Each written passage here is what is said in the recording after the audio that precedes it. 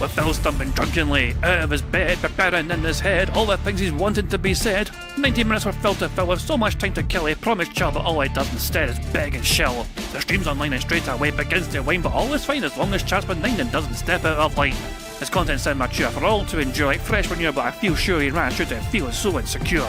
The money earned from yesterday was withdrawn and long gone, as Phil's spending impulse is always set to stay on. His supports us also slow and stays so low and fails to grow. You never know, the show may turn into an easy bingo. We're ticked off across the board, we charge the war because the score can't be ignored. Just how much DSP makes us all feel so bored. To help us fight or sleep and try to keep alert to watch it creep, we play bingo while Phil will bitch on why his sheep are also cheap. While DSP is chasing green, we're seeing green across our screen as Phil's routine predictability rivals our soul machineers. Not burping, leaning, ban, it matters not if Andrew fanners chatters can't see if others make him feel less of a man. Takes a drink and slaps his leg before launching into a bike, pretending there for bills when truth is there to buy a wrestling JPEG. Talks about his shitty life of Claw's cat and fatty wife and all his strife while forgetting that tits done well and they were right. With drama he will react, but as an actor it's a fact as he rehearsed to be exact in how he felt he was attacked. Pre-stream's nearly over and a win is in sight, with little white despite Phil's delight that tits were not light.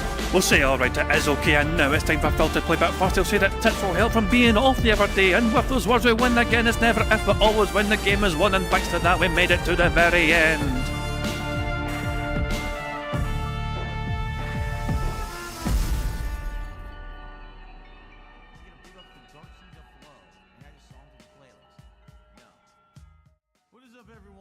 Hey guys, King Jad here, and welcome to DSP Bingo for what is today, Tuesday the 18th of February 2025. I do hope you're all doing very well indeed, and I hope you're enjoying your week so far. Thankfully I'm feeling a bit better myself. I had a wee small tiny bug, you know what I mean, and I think the worst of it happened basically over the weekend, but yeah, I'm pretty much over the worst of it, I'm pretty sure, you know what I mean, so I'm back on the mental when hopefully I'm over the worst of it, you know what I mean, so I survived the man flu, whatever the fuck it was, so yeah, fucking alright for that. Phil is not awake yet, he's not there yet. I don't know if he's going to be, you know, it's one of these things, sometimes it's a mystery to see what Phil's going to do, whether he's going to wake up in time, whether he's hungover, or whether he fucking died during the fucking night. I guess that says something, we'll just have to wait and see for ourselves, you know, but no sign of Phil as of yet, as you can see. A couple of wee things to go through just before we get to watching like random YouTube stuff or whatever. First of all, this tweet here. Poem Josh said DSP can't go to the doctor for his neck, it's still bothering him because they would make him see someone else first before seeing his doctor. And it wouldn't matter anyway since it's chronic pain, he just had to deal with it. The response to that from Dr. Chaos was this, which is incredible. Like, I have never heard of spinal gout before in my life, but it does actually kind of correspond with the symptoms that Phil has. Like, neck pain can be a symptom of spinal gout, a rare type of gout that affects the spine. Other symptoms include back pain, tingling or numbness in an arm or leg. Symptoms unexplained neck or back pain, tingling or numbness in an arm or leg. Symptoms that alternate between flare-ups and periods with no symptoms. Is it just, I think Phil's got spinal gout.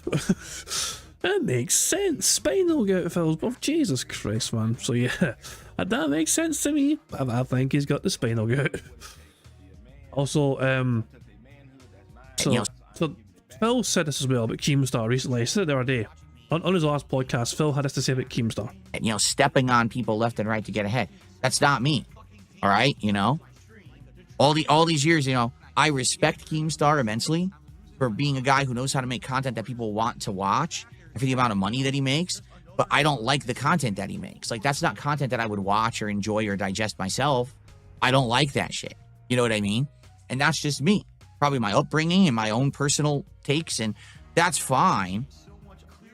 If that, you know, if you like it, I'm not going to sit here and criticize you. There's definitely an audience for it, but that's not me. That's the thing. The world constantly wants to pull me into that, and I don't want to be a part of it, right? So he's not going to criticize you for watching Keemstar, but rewind the fucking clock back 2 years ago. Okay, ladies and gentlemen, it's this simple. Stop watching Keemstar. Stop watching Keemstar. One more time, Phil? Stop watching Keemstar. No, one more time. I didn't get it that time. Stop watching Keemstar. What? Alright? There's only so many fucking people on the internet that can tell you this guy is scum. He's an exploiter. He's used people for personal gain way too many times, and he keeps getting away with it because people keep watching him. If people for once would actually use their fucking noggins and say, this guy's a scumbag, stop fucking watching his content, he would disappear. But people keep watching. There will be morons who will go to his fucking show now to see what he has to say. Stop watching Keemstar. He is toxic. He is a virus. He is destroying content creation as a whole. He actually just used the physical and mental abuse of Amaranth as a way to get views on his fucking show. Stop watching him. That was Phil 2 years ago. But a lot's changed in 2 years now. And now, just a little quick. So Phil 2 years ago said stop watching Keemstar, and now he's like, I respect Keemstar. I respect him. Arsehole. Fucking hypocrite. How else if I can have a go at, but you know, his critics being hypocrites or whatever? Shut the fuck up. Shut up. Anyway. Fronny made a new compilation. And it's an I don't care counter. And apparently there were 18 I don't cares. We actually have an I don't care counter now, at least from Fronny's perspective. You know, this is how much Phil didn't care about it. He had to fucking say it 18 separate times on a fucking podcast. I have no problem e-begging. Big, big, big, big, big, big. All I see you do is. As we all know, this has been a very weird time these last few days. I moved on from this, right? Like, I'm done. I don't care if you want to talk about it. I guess it's up to you. I told you guys, yeah, I got fooled, but I don't really care. We're moving on and all of that, right? If they turn me into just one of their lolcow subjects for their show moving forward or whatever, not a big deal. Seriously, like, I just don't. This is 2 days ago, right? This is not yesterday's podcast. This was Sunday's podcast, just for full disclosure. care. Do I really care about Steve either? No, I don't care about any of this. Basically turn the whole thing into a three-ring circus of drama so they benefit, they could do that, and I don't really care. You know what I mean? I just don't care. I don't really care. I don't care. It's hard for me to even care about any of this shit. The truth is, it really sucks because I don't care about you. As you know, I'm not this kind of person. To this day, I just don't care. Yeah, like, I don't really care about any of this. Someone's gonna just do it, so I don't care. So, I don't care. I hope this cumulatively has explained and covered everything. And obviously, I'm hoping to avoid drama as much as possible. I don't want to be involved in drama. If I get pulled into it, well, you already know my opinion. I don't care. All this were to just end and just all this nonstop drama was to begin, I don't care. I'm not involved in it. I just can't really do much to care about it. There you have it, all right? So that's that. Let's do some shout-outs. So he doesn't care, but he's going to say that 18 fucking times. The fucking illustrator point doesn't care, even though he can't stop talking about it and addressing it, but he doesn't care, even though he addresses it all the time. He spent fucking several lengthy fucking minutes talking about the situation that he doesn't care about. Sound good? That makes sense? Oh, Phil's awake. I'm sorry, guys, but Phil's woken up today. I do apologise. But yeah. So I thought I would dig up this clip. Remember, also, we've been celebrating Broside Phil and his incredible debunking of Phil's bullshit narrative of what the police told him, apparently. But I kind of thought to myself, it's actually been a while since we actually heard and seen for ourselves what Phil actually said at the time. And it came from this pre-stream of his back in November 21st, 2021. And it was a very angry pre-stream. No more drama, BS. Laying down the law and the explanation. And this is the part here where he's about to address what the police told him. The crazy thing about this is people don't realize that they're actively giving that information out on a daily basis. They go to Instagram and they post up a bunch of information and a bunch of pictures that's personal. They go to Facebook and they post up where they live, their place of work, the places they like to hang out, their family members, friends, and relatives are all linked. It's like, what are you, fucking nuts? Do you not understand that people can actively use that information to hurt you? That's crazy to me. That people think that this is, oh, we're in a safe world and everyone can just share everything. No, absolutely not. Now that we're becoming a more connected world, you got to be careful. And in addition, law enforcement is not equipped to handle anything on the internet. Allow me to repeat that. Law enforcement will not help you if someone is fucking with you on the internet. They won't. Your account gets hacked, they don't care. Your identity gets stolen, they don't care. They don't do shit. I literally have talked to my local law enforcement about internet stuff. I've given them concrete evidence that crimes have occurred. Internet crimes. Look, here's fraud. So Phil says he's given them concrete evidence.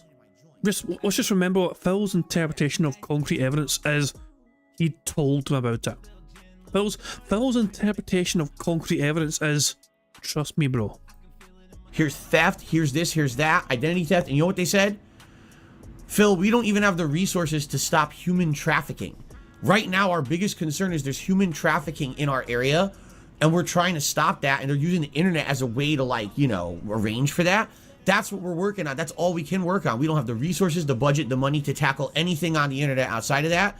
If you want to contact the FBI, go ahead, but they're in the same boat. They're tackling high-level hacking. They're tackling, you know, espionage and shit. They're not tackling this little rinky-dink shit. So there you go.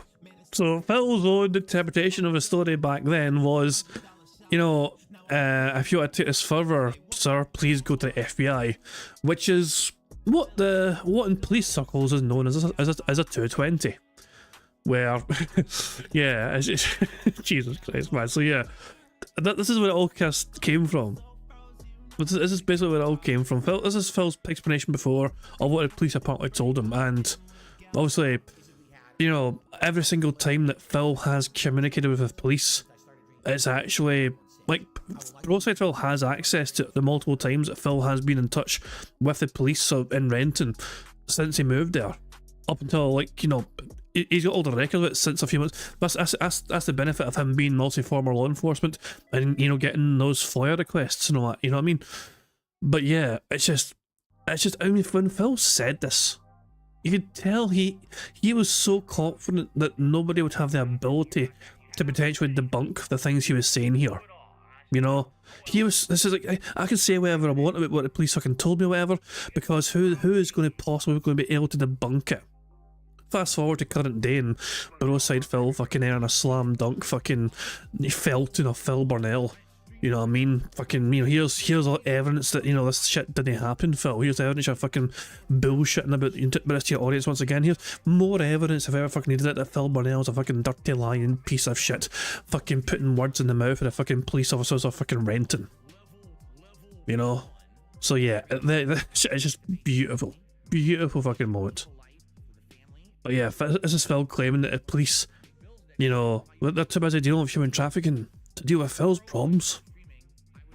You see what I'm saying? Because it's funny because people say to me all the time, with the level of harassment you get, why don't you seek out help in law enforcement? I have. No one helps. No one can help you. All right? So understand that. Understand that the internet is very much the Wild West. If what you put out there can be used to hurt you. Oh my dog! What's up? Thank you very much, Cal Denson. For the super chat, it says Phil is more of a 420. What? Than the German flag. I mean, when I see 420, I just think automatically just Blaze. You know what I mean? My first thought when I see 420, just Blaze. That's my go-to thought anyway when I see the numbers 420. But yeah, that was what Phil said back in the day, which led to Broadside Phil debunking Phil, getting access to the police reports or whatever. And yeah, all that jazz. Phil essentially buries his own fucking, like, it's like his own lies come back to haunt him. His own bullshit narrative comes back to fucking haunt him. Phil could easily just fucking say things like, it's like, I did this and that, and nothing could be done. Like, he could be vague. In fact, he should be fucking vague about these sort of things.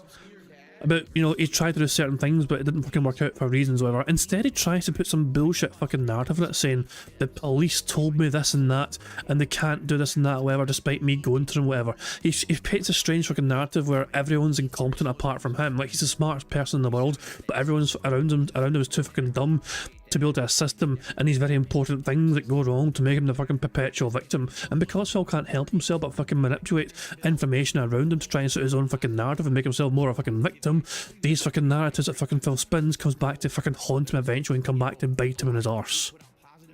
It's just, he has created the fucking issue himself, he's created the fucking problem himself, he's created the fucking drama by bullshitting everyone in the fucking first place. And this is something he probably thought he could fucking get away with bullshitting people about, but lo and behold, Broadside Phil's like, nah, I'm not letting you fucking get away with that. Oh yeah. Let's see what's happening here. Phil says good morning, and someone said I heard this game was pretty sweet, and Phil responded I hear everyone's dumping on it, so we'll judge for ourselves today. Phil's playing the premiere of Avowed, and I think everyone will join me in saying, Who fucking cares? exactly. While we wait for Phil to go live properly, how about we watch him raging in Street Fighter 6? The Mighty D made a video compilation. DSP has an excuse for every fail. Nearly 220. Street Fighter 6 rage. And apparently there's audio fluctuations, but...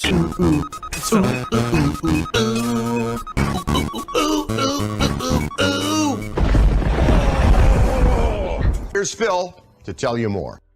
Hello everyone and welcome back to Street Fighter 6. This is an abridged gameplay session. I'm trying to get my Shiranui to... This is from Friday, by the way. This is Friday Night Fights, as you can see at the bottom left corner, Friday 14th of February, aka Valentine's Day. And Phil spent Valentine's Day bitching and whining and crying and moaning about fucking people kicking his arse in Street Fighter.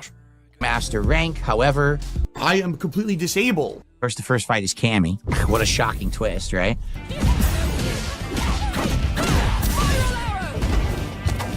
I actually jumped. I was holding up and it threw me anyway.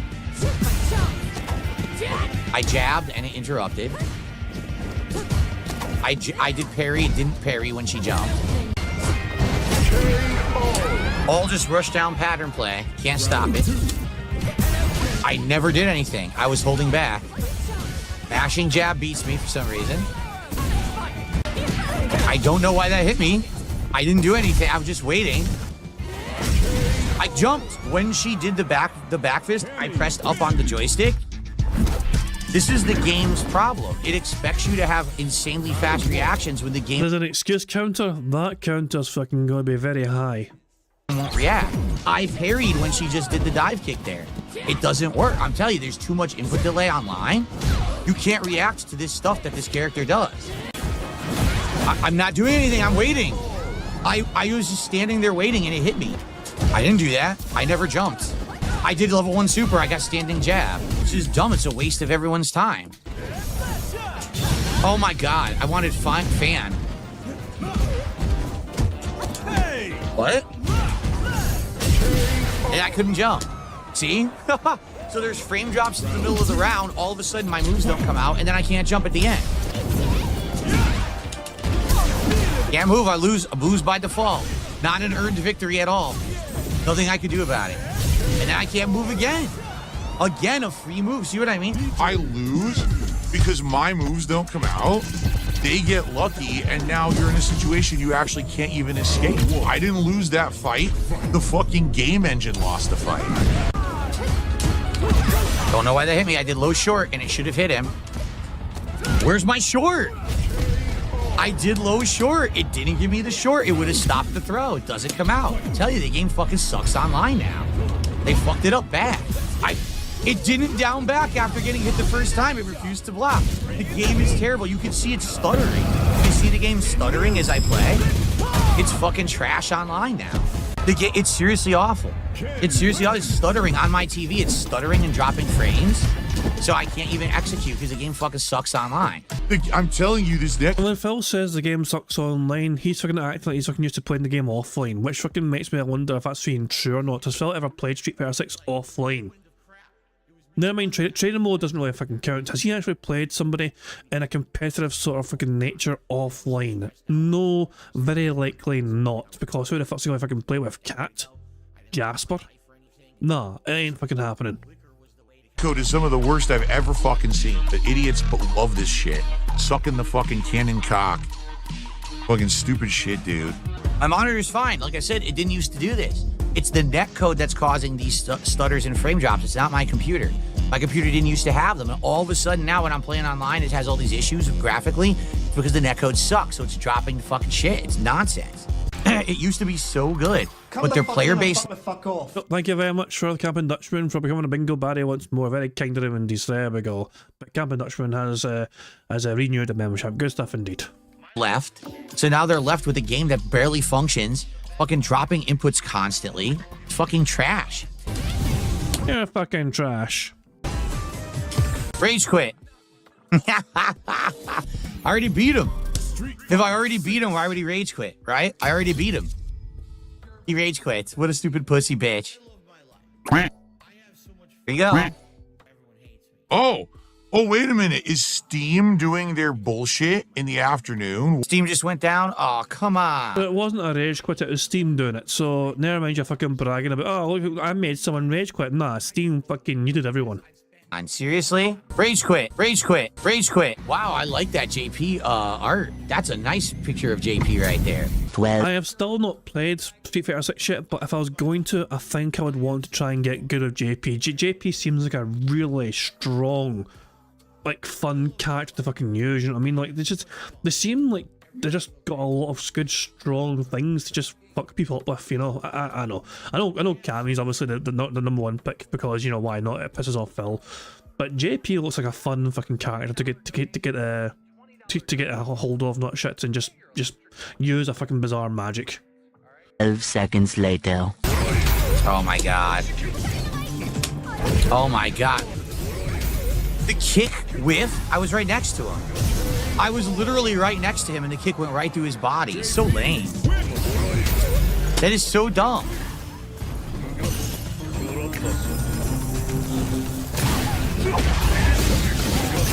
Look how dumb that is, too. Why would you get a giant combo off of that stupid hit? Oh my god.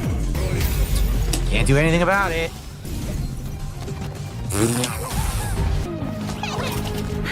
Okay. I guess I pressed no button, right?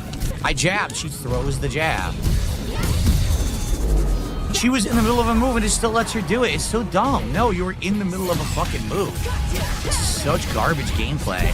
According to the camera, that's when you can actually set a clock on a weekly Steam maintenance. So when Phil's Steam goes down, it's like, apparently you can actually set it yourself as to when it gets maintained for you. Because they set there, it's like midnight. You know, so it doesn't fucking interfere with them playing it because usually people are fucking sleeping at midnight, you know. So yeah, I don't know. Maybe it's something for Phil to fucking look into. Who fucking knows? Because it's ruining his gameplay. Is that sole singular reason why he's so bad at Street Fighter 6? Nothing else. But then I could do their stupid reset pattern you copied off of someone online. Reset pattern you fucking copy pasted off of someone online. You do there. What? I did low medium, it traded, then after that I couldn't do anything and she gets a hit? What? Oh, what you mean is that you can set your clock as in the time the maintenance happens is always the same. Okay, no worries, cool. I just love Phil's complaining about you and moaning about fucking people just copying patterns. You copied a pattern you found online. Phil has been guilty of like looking up people's fucking tech videos to fucking learn things himself. And when somebody pointed this out to him, he banned them. For point, you know, because you know, last year Phil was fucking looking up tech fucking things for like Akuma or whatever, or Blanca or whatever. So one of them anyway, and he was telling his audience, I've looked up tech videos for this person and that person. I mean, Phil was reminded about it, banned, gone forever. How fucking dare you point at my fucking hypocrisy at other people? That was last year, Phil. Last year, Phil doesn't count for things he says in current day. Why? Dude, if I press a button, it doesn't come out. I'm trying to hit it, it won't come out. Oh my god. I was trying level 3 super repeated times, it never came out. There's nothing to do with me. I'm doing the input over and over when she's doing the 2 hits. I'm doing level 3, nothing. The game sucks. The game is fucking terrible online. It's a horrible fucking game when you play it online. It really is. Didn't do that. It keeps giving me the multiple roundhouse that I'm not inputting. Oh, I didn't want that. Oh, where's my punch? I did low medium. What the fuck? She could just keep pressing the button 3 times in a row and I can't do anything. Great game. Oh my god. Of course, random drive impact. When in doubt, drive impact it out like a scrub. Can't do anything because it's a mix-up. It's a 50-50 gas. I didn't do anything. What happened? I didn't do anything. I'm just waiting. And it didn't chip me to death. This game sucks. You see what I mean? I literally didn't do anything. This game's fucking terrible.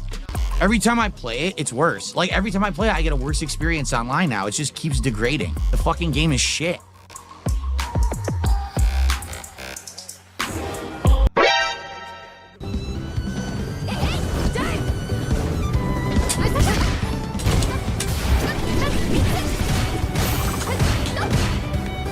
Oh, is that Cammy? Of course it whiffed. Of course it whiffed. Yep. I didn't recognise the outfit.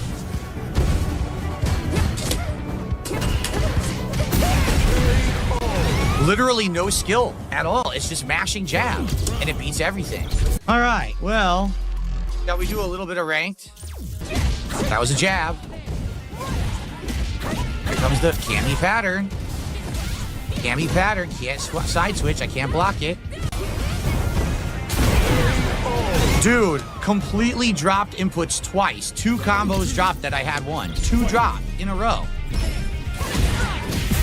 Why did Is this Raw Phil beating his arse up? Fantastic. that hit? It's so dumb. Cami pattern. I'm not playing against this anymore. I'm not. It's a waste of time. This is a Yeah, stop playing Phil. Yeah, I'm sure that'll fucking, yeah. Just put the controller down and that means you'll fucking lose. It wasn't like you're going to fucking lose anyway, whether you're fucking trying or not. complete waste of time. The pattern is awful and it's not beatable because it's too much in your favor. Look, I'm not playing anymore against these idiots. They're fucking terrible players who are fucking game. Go fuck yourself.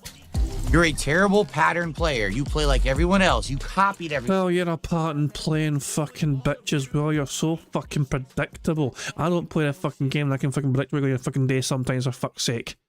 Everyone else, and it's always a guess, and it's always in your favor, and there's never a risk. So why would I waste my time on you? I had the first round won. Twice my combo dropped in the corner because this game fucking sucks online. So I'm not gonna bother with this shit. I'm just not. There's no fucking point in playing these idiots. We're 2 excuses away from a good number. I'm just going to look. Nice connection. I have it set for 4-bar connection. It gives me a 3. Great game. You're right. I don't lab it, Lucky Gremlin, because I'm not a fucking loser. I don't have time to waste sitting in training mode like a fucking, you know, complete life waster. I just play the game because that's what you're supposed to do. Oh, I wasn't expecting drive rush out or Nice. drive impact out of nowhere. Nothing came out. Look at this. Look at this idiot. What are you doing? You're a fucking moron. The jab beat it. Okay. I parried nothing. Didn't do it. Oh shit, I gotta check Phil. Is he live yet? Oh shit, he's live. My bad, I forgot to check. He's not been live for long, to be fair. He's only been live for like a minute or so. That's my bad. Yeah, he's live, my bad. We'll just put him on pause, we'll build up a little bit of speed up juice. I want to have, we caught up to live DSP yesterday. Oh, that was horrible. We caught up to live DSP and there was nothing we could do about it. It was awful. So, let's just put him on pause now and watch and enjoy the rest of his compilation. All corner 50-50 guessing over and over and over and over and over. Zero intelligence. Just guesswork. Just guesswork. Of course, it hit me for no reason. Yep. Lag right now. Lag spike. Okay, it's stuffing all my inputs now. Every button I push got stuffed. Couldn't do anything. Stuck in place. When she did the kick, I jumped. Nothing. So now she... That reminds me, guys, have you seen Darkseid the Flow's Twitter poll yet? Darkseid the Flow has a Twitter poll. Let's see if I can find it. I voted on it earlier on. And you guys might be interested in well. Let's see if I can find it. There it is. What's your favourite DSP cell number? Now naturally I picked 6 million. It's an interesting fucking number after all. You know. And 341, not a lot of people understand the 341 reference. And that was actually asked as well. What's, okay, 1651 we know, but 341. 341. So what was it? What was it? How did it explain for 341? complements the flavor perfectly. And it's so weird because it's nothing like any other cuisine. 1651. So did he not explain 341? Like that. But it's so good. And what I like about it, So anyway, Darkseid the Flow has a fucking Twitter poll just for like fucking the favourite number, and naturally I fucking picked 6 million. I don't actually know what 341 is. I don't think I know. 1651 is obviously the Champions time. 220 is the most recent thing with, the Broside Phil stuff, whatever. 6 million, interesting number. 341. I'm not sure what 341 is. Does anyone know what fucking 341 is? Guys, what's 341? Is it a number of viewers during that Pokemon stream? I don't know. I don't know. 341's a bankruptcy season. Oh, that is some deep fucking lore. Jesus, man. No wonder that one has 0.8% of the fucking votes. That one went right over everyone's head. That one went right over everyone's fucking head. But yeah, I picked 6 million personally, just because it's my favourite number.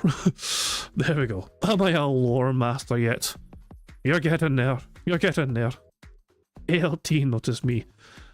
I'll do my best to get him to notice you. I'll bully him. I'll bully him until he fucking recognizes you. Wins. Nothing I can do. 100% guaranteed. Can't break it online. Great gameplay. But what? He recovered in time. Thanks to everyone chilling with me here today. If you're wondering why I haven't asked for any contributions, it's because people were very generous, obviously, before we started playing games today. I haven't gotten a single contribution since I started playing the game. If you just block, here's immediately what the game should do. It's searching for an opponent, finds one, but you don't like the connection, so you back out. It immediately removes them from your queue, so you don't get matched up with them again immediately. It is so stupid. What if you accidentally back out and you didn't mean it? And you can't get a fucking game with him now because you accidentally backed out. It is so dumb that it immediately matches you up with the same person again. You'd have to be a moron to program it like that. But that's what they did. Duh.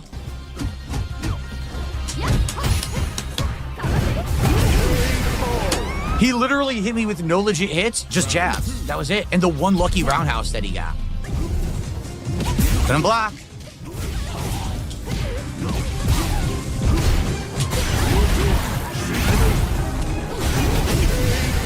By the way, I was down back blocking and she did standing block.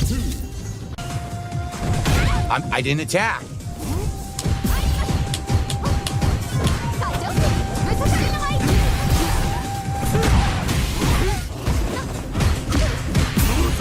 I parried, nothing.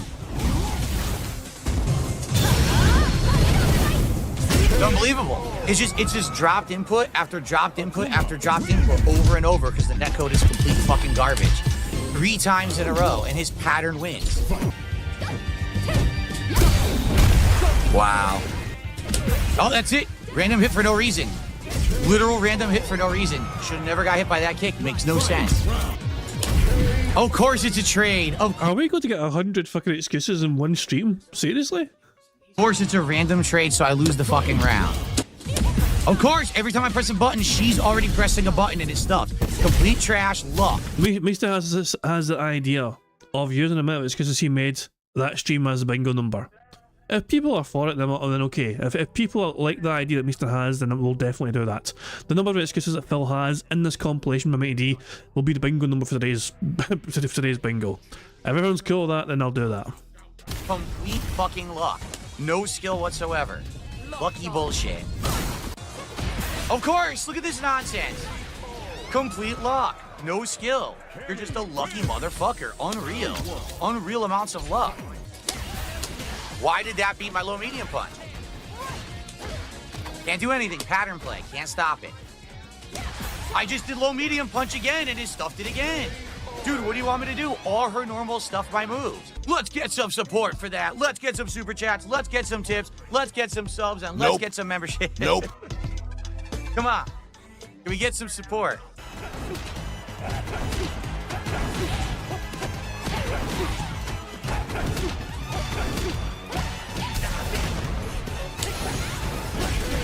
Wow. I mean, what am I supposed to do there?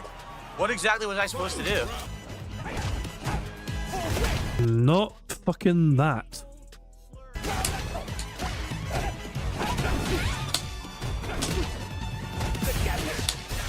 Can't do anything. I kept trying to do level 1 super. Nothing would come out. So now he gets level 3. Yep. There was nothing I could do against it. I was doing reversal level 1 the whole time. It never came out. Complete luck. Complete luck that he threw that when he did. 100% luck. Again! With the random fireball. It's so lame, dude. Nothing I can do. Couldn't block it. So he wins. He's gonna beat me now. Such nonsense. I'm literally not doing anything. He got a combo in the corner. I wasn't doing anything. He gets a free combo. I'm not attacking. I'm not doing anything. Actually, I tried to do... the second time I did reversal level 1 and it dropped it. Why did that... So you failed. Just hit me. I got hit by bullshit. I lost to random fucking bullshit. It's so stupid. Judgment awaits. Wow, he actually did Hail Mary level 3 out of the corner. Wow.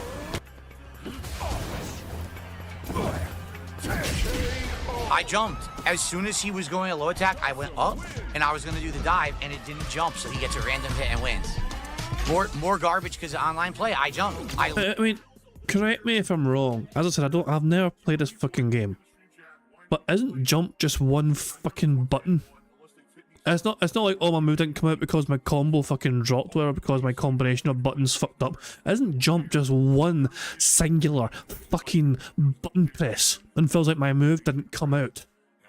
Like, you just didn't fucking press the jump button properly, for fuck's sake, or didn't fucking do it in time, Phil. Literally jumped. What happened there? What? I've had enough of this stupid bullshit. I couldn't even block that. I literally couldn't block. It's insane. It wouldn't block. The game is fucked up online, dude. It's so bad. What? What? Why? Why did he get to do a kick, a jump, and another fucking kick? What are you talking about? Why would he get 2 free moves? Oh, multiple controller slams there. You hear the slams of the controller there? And another fucking kick. What are you talking about? Oh, the frustration, little pig is so mad. Why would he get 2 free moves in a row? It's because the online play sucks. You got to do down, back, kick, jump, drill before I could do a single input? No. No, you stupid fucking game. You can't do that. It's the fucking bullshit online play. Here comes the Kami. This is pissing me off, man. Why am I getting hit? I haven't done anything. Look. After dive kick, all I did was hold back. After dive kick, all I did was hold back. Free combo. Yo, it's so bad, man. Mash jab beats my low medium punch. Mash jab beats that. Dive kick, can't block it. Can't switch sides. She wins level 3. Yep. I can't block. As soon as I saw the back fist, I switched sides with block. Doesn't switch sides and block. Of course, just do it. See what happens. It's safe if I block it. Oh, oh.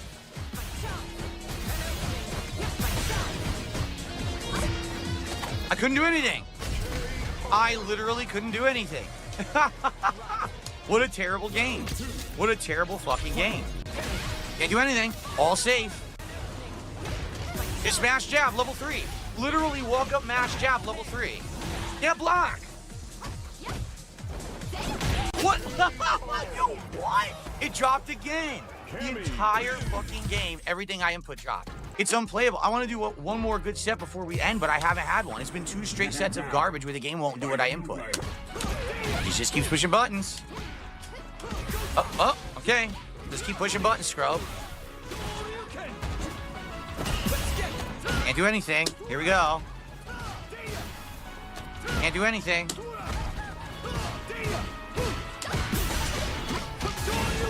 Why play? Why play? The guy literally just stands there doing safe pattern. You can't stop it. The game sucks. God, this game sucks. Oh, I didn't do anything. He gets free combo. Free combo for Ken. I can't do anything. I didn't do that. What the fuck? Oh, that's it. Free combo. Yo, it's so bad. The game is so bad. I can't believe this is a fighting game. I really can't. I can't believe this is a fighting game. This is how you play it. It's terrible. It's such a bad game. Can't do anything. Throw loop. Can't stop the throw loop. You literally can't stop this. That was level 1 super. I did it absolutely perfectly. I did it absolutely perfectly in response, and it doesn't do it. Then why did you fucking lose? That was level 3 super. I landed and did level 3 super. He went for kick. I did level 3 super. It gave me the wrong move. He gets the kick and he wins. So The game gave you the wrong move. It wasn't like you fucking just had the wrong input or anything. The game intentionally gave you the wrong fucking move. Oh, I see. That makes perfect fucking sense. The game's out to get you. The game's a fucking detractor. Capcom are fucking evil. And they're on the sides of fucking Tev and Evil AJ. I give up. Like, I'm serious. I don't see why anyone would play this game online seriously. It's awful. It is so fucking bad with dropped and miss inputs at this point. And I turned VSync off. It's exactly the same. Wasn't the VSync causing it? The game is terrible because the netcode is ass. The person who repeatedly presses the button and does the pattern always gets favored. Always gets fucking favored. And the intelligent person doing something in reaction always gets screwed. That's how they built the game. The game is fucking awful. So that was the Mighty D compilation. Very robust compilation indeed, if I do say so myself. You guys want to check it yourself, feel free to go see for yourself. Link to the videos in the chat right now. I'm going to give it a wee like. There you go. Almost 6,000 fucking views already in less than a fucking day. Jesus Christ. But anyway, guys, it is time for... Oh, what was the big... Oh, what was the big number? The big number was 151. Okay, I forgot to...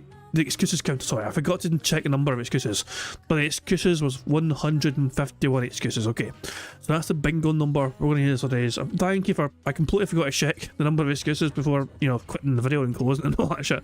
That was my bad. But Phil complained and cried, made excuses 151 separate times in this fucking 2-hour Street Fighter session. So we're going to use that as a bingo number for today's bingo. Here is what we need to Phil to say and do for today's bingo card. We need Phil to say members, tips, something, style, tired, and essentially. The second row is Phil touching his hair, him giving the prayer hands, him saying shocked, him touching his face, and him being all clown mode. The third row is Phil explaining something, him saying you see, momentum, on demand, and contributions. The fourth row is Phil saying that being said, shouted that being said, him bumping a microphone, him messing about his RGBs, or talking about his RGBs, him saying million, interesting number, and him saying goal. The fifth and final row is Phil saying content, a years ago story, hate to say, Kino Casino, and finally, nobody or no one. Very strong card in my opinion. I like this card. I want this card to win. This is a beautiful fucking card. This is the best card ever. So there we go. We got a lot of good things on this bingo card today. Fantastic stuff indeed.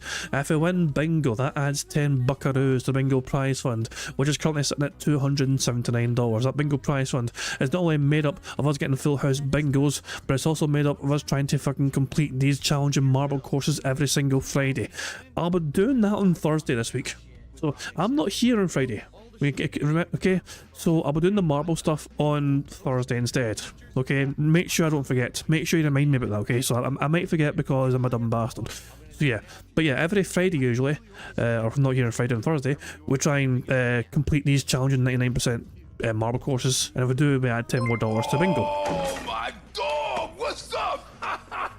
Thank you very much for looking at our super chat. It says, let's fucking go. Yeah, damn fucking right, let's fucking go. And of course, the bingo prize fund is also made up of a quarter of my YouTube income that I get every month. So that super chat, for example, will go towards the bingo prize fund because a quarter of what I get on YouTube goes directly towards that bingo prize fund. And as well as that, of course, every single tip that comes in, 100% of the tips that come in go towards the bingo prize fund as well. No matter how big, no matter how small, the tips all go directly towards that bingo prize fund. Now, of course, there's a variety of ways for us to get free spaces to help us on our way to a full house. For example, if Phil burps, sips, or snorts 10 times before he starts recording for his shitey gameplay, that gives us all a free space.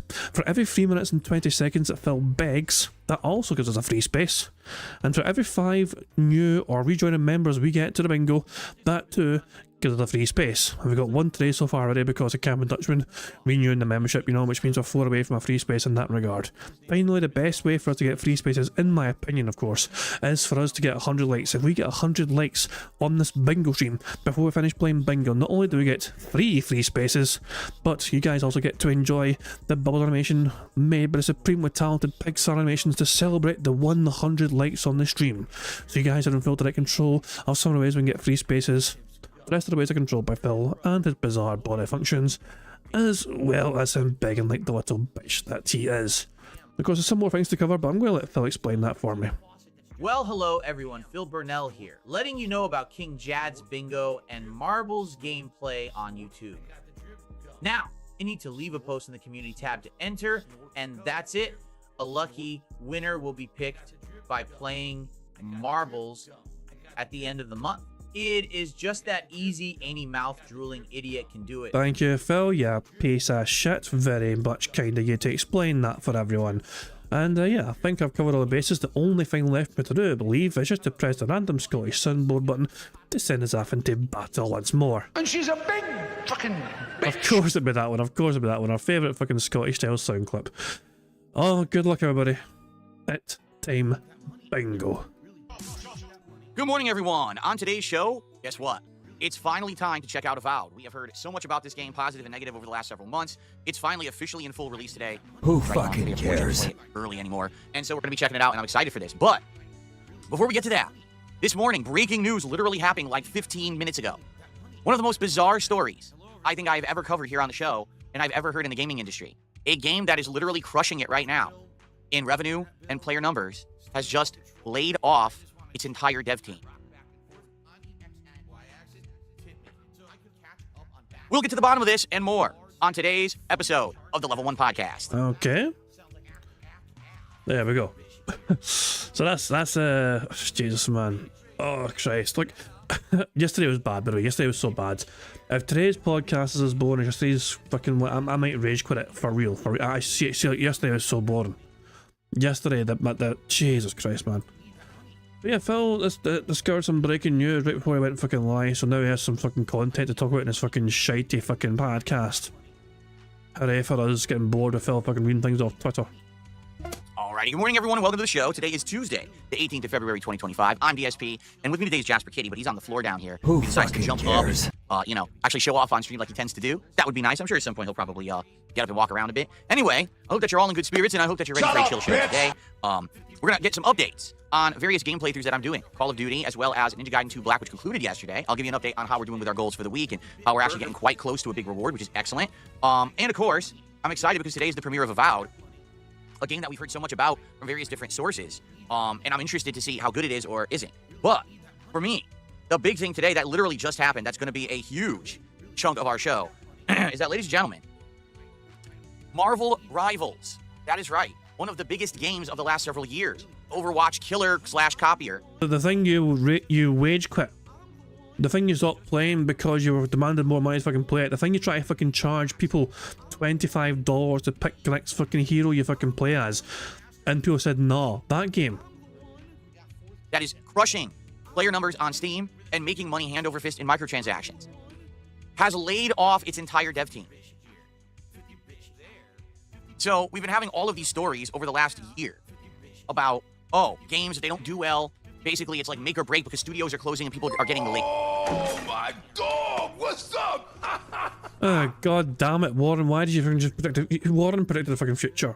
Please, Phil, explain the state of the industry. He's fucking about to. You fucking predicted it. Fuck me. He's going to. The explanation as to the state of the fucking video game industry is just, for God's sake. Yeah, I'm just going to take this right now. There you go.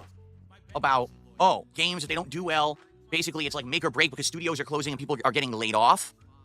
And it's like, okay, well, at least some of these games are doing well, right? Well, guess what? It doesn't even matter if the game does well. Apparently, the games industry is such a tumultuous industry right now that you can still lose your job even if you make an insanely good game. And you might say, this can't be true. This is an exaggeration. We will cover it today. It was breaking news as I was setting up this stream. It broke. And I was like, I gotta cover this because I've never seen this happen before in my 16 years as a creator, in my 42 years on this planet. I've never actually heard of something in business doing incredibly well, succeeding and making tons of money, and then everyone losing their jobs as a result.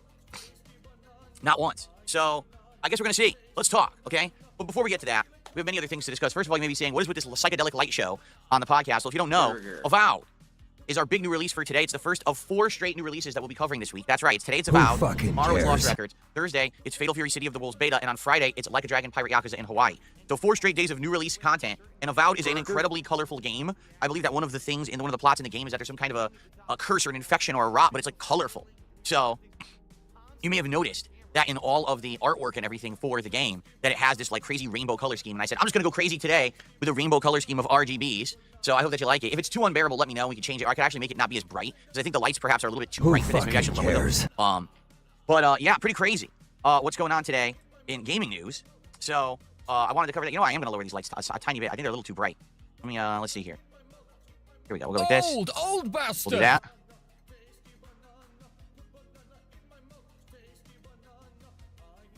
We'll do that. And we'll do Fuck you, Phil. that. Okay, let's see how this looks now. A little better, a little less intense. It was a little too intense around me. I looked like I was nuclear glowing. It looks a little better now. I just lowered the intensity of all the lights. There we go. Okay, good stuff. So Hope that you guys are excited to chill today. It's a good day. So what's on the schedule? Let's talk about the agenda for the week, because now the week is starting to really come together. So yesterday we had a major stream of Black Ops 6 that was really good, and then we had the conclusion of Ninja Gaiden 2 Black, and I'm sure I'll recap those during the stream here. But that's it for those this week. I don't have time to play Black Ops 6 again this week with all the new releases coming out that we're going to be covering. So that's it for the week. I hope you enjoyed the stream. I had a lot of fun, not only sniping with the SVD sniper rifle, which actually I would argue is nearly as good as the AMR mod 4, which is what I was trying to unlock attachments for. So it didn't feel crappy having to use the other sniper rifle. It was still pretty good, and I'm actually getting much better on mouse and keyboard with the sniping. Like, I was doing really well with it. I was shocked how good I was doing. But then I went crazy with the drill. I actually had the drill as a melee weapon. I was running around drilling people in the face. You put the drill to their head, you zip it in their chin, and then they die instantly. It's pretty brutal. So that was a lot of fun yesterday, okay? Did we hit the goal on that stream? No, we didn't. We got about halfway to the goal. But, I'm not disappointed. Every single time that I play Black Ops 6, it's up, down, and left, right, and hit or miss. You never know what's going to happen with that. Sometimes we get a ton of people showing up, engaging and supporting, and other times we don't. It just seems to be all over the place. But the thing is, and this is the truth of the matter, some people have said to me, Bill, it doesn't consistently bring in numbers, and it doesn't consistently hit your goals, so why do you keep playing Black Ops 6 so much? Like, you play at least once a week, if not twice or more. And the answer is very simple, because now that I'm playing on mouse and keyboard, I am genuinely enjoying getting back into first-person shooters. Despite the fact that I don't think that Call of Duty is super amazing like it was back in the day, I'm seriously having a ton of fun. Like, just watch me play yesterday and watch me get something going with the sniper rifle. I'm like, just taking people out left and right. It gives you that rush of endorphins or whatever, but you feel accomplished because I'm doing it on mouse and keyboard. I'm not on a gamepad with snapping auto aim and quick scoping bullshit. I'm actually playing legit on the right controls you're supposed to play the game on, and I'm actually doing well. It makes me feel good to feel like I'm earning the kills and the like. You know what I'm saying? Why don't you back it up with a source? My source is that I made it the fuck up. Dang. So, yeah, I had a great time yesterday, and I'm going to continue to play Call of Duty, even if it doesn't bring in the numbers or support that I would hope for. I still like it. You know what I mean? Like, people say, play what you like. Well, I am actually liking Black Ops 6 because the mouse and keyboard has made it feel more fun and fresh for me, so I'm going to keep it in the rotation. Okay? Last night, Ninja Gaiden 2 Black concluded. Took a little over an hour, and I figured that's what it would take. Because we only had 2 chapters left. It was a big marathon of bosses at the end there. The only thing I would say that was a little weird is that there was a little bit of dragging on with some platforming that was completely unnecessary. At the end, didn't really need it, but it was fun. The end of the game was good, and he's holding his neck/shoulder again. Brace yourself some more. Pity me, please. I've got a sore neck. Saga. The saga never ends. Wrapped up. What I basically summarized for everyone was this is a kind of game that it didn't attempt to be something full-blown crazy. It didn't try to add insane amounts of side content or anything. It reminds me of the era like God of War, Devil May Cry, and that's a good thing. Back before games were overly complicated and convoluted and had $400 million budgets, they actually would be $400 million budgets. Burger. Isn't that an interesting fucking number? But I know a more interesting fucking number than that. Jesus. All right, so ladies and gentlemen, 6 million. 6 million. That's a pretty interesting number, isn't it? 6 million. Well, guess what? You're wrong. It didn't happen. You're making it up, right? You make that shit up. No, how about this? Banned. Gone forever. Because I don't put up with your fucking bullshit. Now that was good. Now that was a fucking good one. The bar's being raised. I just love, it'll never get fucking old. It's honestly, it'll never get fucking old. It really won't.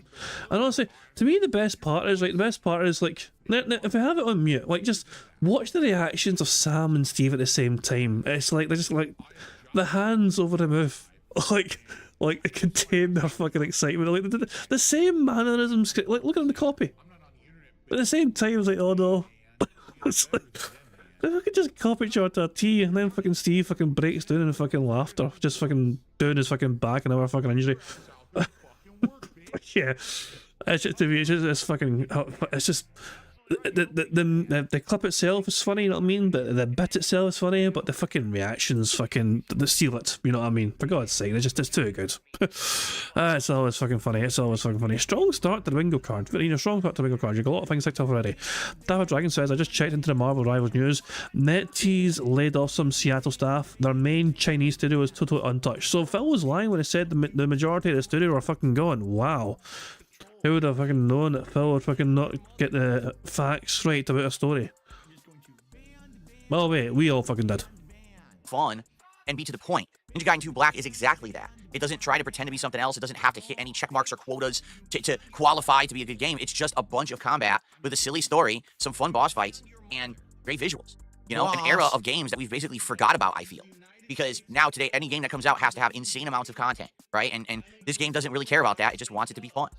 So I really enjoyed it, all right? So, and by the way, is it easy? Yes. This is Ninja Gaiden 2 Black. It's based off Ninja Gaiden 2 Sigma, which is a different version of Ninja Gaiden 2 that was made easier and more accessible so more people could play the game. The original Ninja Gaiden 1 and 2 were incredibly difficult, so a lot of people complained they were too hard and didn't like them. So eventually they released these other versions of the game. I played on normal difficulty, and it was easy. All right? Now, would the game have been more rewarding if it was on a harder difficulty? Maybe. But I already played difficult games that I want rewards from. It's called FromSoft. So since I already have my franchise that I like to be challenged on, I don't need it in every game either. So it was actually a rewarding experience to play a game that didn't kick me in the balls every 5 seconds, but I still had fun and had a lot of cool visuals and things like that. Like, to be honest, being a easy-to-play, high-octane, gory combat action ride worked. I actually feel like if Ninja Gaiden 2 Black were significantly more difficult, it wouldn't have been as good of a game for me, because I didn't want that. I didn't want a game to kick me in the balls every 5 seconds. I wanted something different for variety. And, you know, maybe what it is back in the day, keep in mind, these games came out around or before the time when FromSoft was becoming prominent. So maybe these were known as the more difficult games, right? Before FromSoft took up that mantle. But now FromSoft is dominant in that space, so we don't need this game to be difficult, in my opinion. You can disagree, and by the way, you can easily select a harder difficulty and make it harder for yourself if that's the experience you're looking for. I wasn't looking for that. I like it as is. Okay? So, Coward. in regards to this week, let's talk about everything you guys can expect. First off, today's the premiere of Avowed. First entire gameplay stream will be Avowed. I've got it preloaded here on my gaming PC, and I'm ready to go. I don't know if it's going to be any good or not. I've heard so many differing opinions on this game. Some people actually think it's really good. Others say it's actually really bad.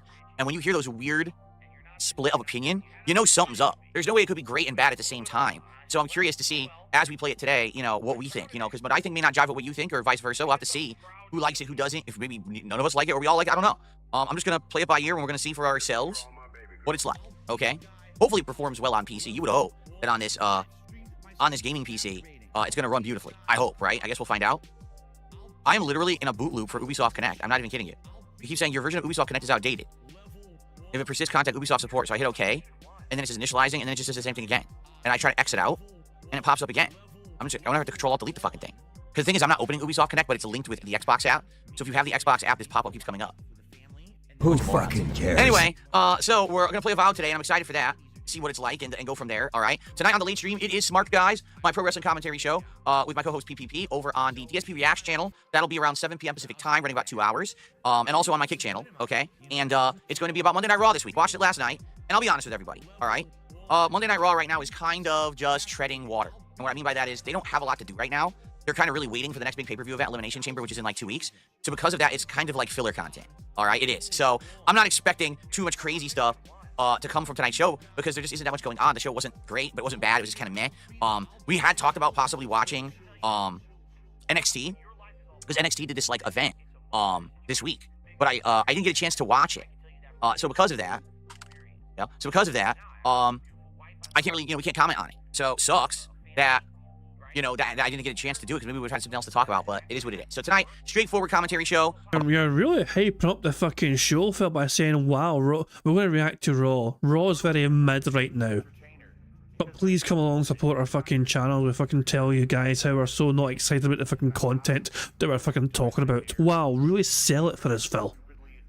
About Monday Night Raw over on DSP Reacts and on the Kick channel, okay? Tomorrow, back to full-time gaming. The first stream tomorrow will be Lost Records, Episode 1. Apparently it's for free on PS Plus, which I didn't realize. I have PS Plus Basic, but is it on there? Or do I have to get like the higher end? See, I don't know. It's not clear. So I'm either going to buy it or I'm going to get it off of PS Plus, whatever it is. So Lost Records, the new episodic game from Don't Nod, and it follows the formula of previous Don't Nod games, like Life is Strange back in the day, where it's going to be episodic, okay? And it'll be interesting to check out. I don't know if it's going to be good. Lost Records, it could be great, it could not be great. It's about a bunch of teenagers in the 1990s, but I think it leads into some kind of like a mystery story. So we're going to give it a shot, and we're going to see if it's good. And if it's not good, then we maybe won't continue with it when other episodes come out. We'll see. The way I'm looking at it is this. Life is Strange, when it first came out, didn't seem like it was going to be any good. It was about a bunch of angsty teens, right? And you're like, oh, this is going to be cringe. And actually, I treated it like that. Like, I was the commentary and everything. But then all of a sudden, it exploded with this crazy murder mystery plot with superpowers. I was like, this is so intriguing. Where are they going to go with this? And then the first game ended up being quite good. Like, I really did like Life is Strange 1. I thought they did a great job with it. Now, the future games, not so much. For example, Life is Strange 2 is probably one of the worst games I've ever played. But then they did some good things like True Colors, and the recent Double Exposure were both pretty good. So I'm curious what they're going to do with this. All right, we're going to give that a shot tomorrow. It's only one episode, so we'll see what that is. Tomorrow night, we'll do some more Avowed. All right, so we'll give Avowed a couple streams before we make an utter judgment of we want to keep playing it as a playthrough or do we want to dump it, okay? Thursday. I'm excited for Thursday because it is the premiere of Fatal Fury, City of the Wolves, the new Fatal Fury game. There hasn't been a new Fatal Fury game in like 20 years. So I'm very excited to see what they do with this franchise. And it's the open beta, so I'll be playing that on the first stream. And then the late stream on Thursday, we're going to wrap up Onimusha Warlords, of which there's only about an hour left. So it's going to be similar to what happened with Ninja Gaiden 2 Black, where we're going to take the time to wrap it up on that late stream. And then Friday, the premiere of Like a Dragon, Pirate Yakuza in Hawaii on the first stream. And the late stream will do more of Fatal Fury, City of the Wolves, okay? Now you might say, well, I thought you were on the fence about Pirate Yakuza in Hawaii. I am. I still am. I'm still trying to get your feedback from everyone here about if I'm going to be doing this game or not. Again, I want to play Pirate Yakuza in Hawaii. But you want your fans to fucking sign some sort of contract to guarantee him money. Is that it? Like you want a literal buy-in from your audience. That means they're guaranteed money if you fucking play the fucking game. Want to be able to do an awesome playthrough for you. Alright? But I just don't know if people are going to show up and engage in support with this game. I would hope so. And a lot of people are saying to me, you should just play it anyway, regardless of the fact of if people show up. But the point is, I'm a public streamer. This is my content for the internet, for public consumption. As a product that you enjoy and hopefully you reciprocate with contributions, that's my business model. It doesn't make sense for me to make content that I know the vast majority of my audience doesn't want and that no one's going to support. You get it? And even if it's at the expense of me not enjoying a game. Like this happened with Metaphor last year, where I know I would have loved Metaphor. I know it. 100% I would have played and enjoyed it. But I'm not really afforded the free opportunity to just play whatever I want. I need to have people show up and support. And with Metaphor, I played it for 12 hours. I gave it 12 hours of a chance, and people wouldn't show up. So what else can I do, right? It's a challenging decision to make. I still haven't 100% decided yet. I'm thinking about if I should play it this Friday or not. So I'll let you know. And please continue to give me your feedback, all right? Please. I want feedback on this, but I am definitely leaning towards playing it because I really want to. Let's see here. Here it is. Oh, so like I was saying, if DSP doesn't have the PS Plus extra membership, she'll be angry. Well, Phil's only got basic. Phil's PlayStation Plus is only the basic model, the cheaper model. So if he needs to have like if that's not enough for him to get the game for free, then yeah, he's probably going to be quite ticked off, I imagine. I'm encouraged to check Discord to play a sound clip. Phil, I let you know you are 220. What? I made this in a voice changer as Mike Tyson. What did I say? Phil, I let you know you are 220. What? I still don't know what was said. Sound clip that I just made in a voice changer and guess which voice I used. Well, he said in Discord it was Tyson. Mike Tyson. Phil, I let you know you are 220. I still don't know what he's saying. Oh, you're a 220. Phil, I'm gonna let you know you're a 220. That's what it is. It's the last bit that threw me off. You know, the last bit kind of threw me off. There you go. It sounds more like Chris Eubank. I'm a boxer. Chris Eubank, one of the poshest boxers to ever exist. But Chris Eubank was fucking phenomenal as a boxer, man. He was smooth as fuck.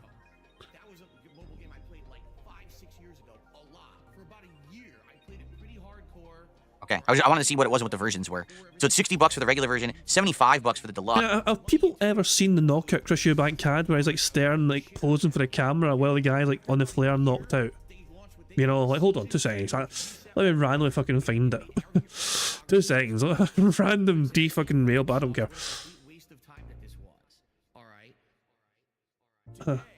2 seconds. Let's see if I can find it. Yeah. It is here. Hold on. So, we won't have audio, right? It's a quick knockout, right? It's a fucking 40-second clip here, but what a shit. Right at the start of the fucking fight, right? Knocks his ass out, okay?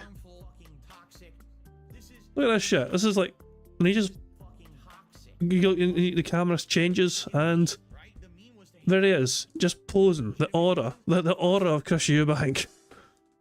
Just standing there having the wee fucking pose while guys on the fucking deck. But look at that shit there. Imagine if my ass got knocked out. He's not even looking at his opponent. He's not even looking at his opponent. Like, fucking fights will have been going for like 20 fucking seconds. And he's just posing for the fucking camera. Look what I just did.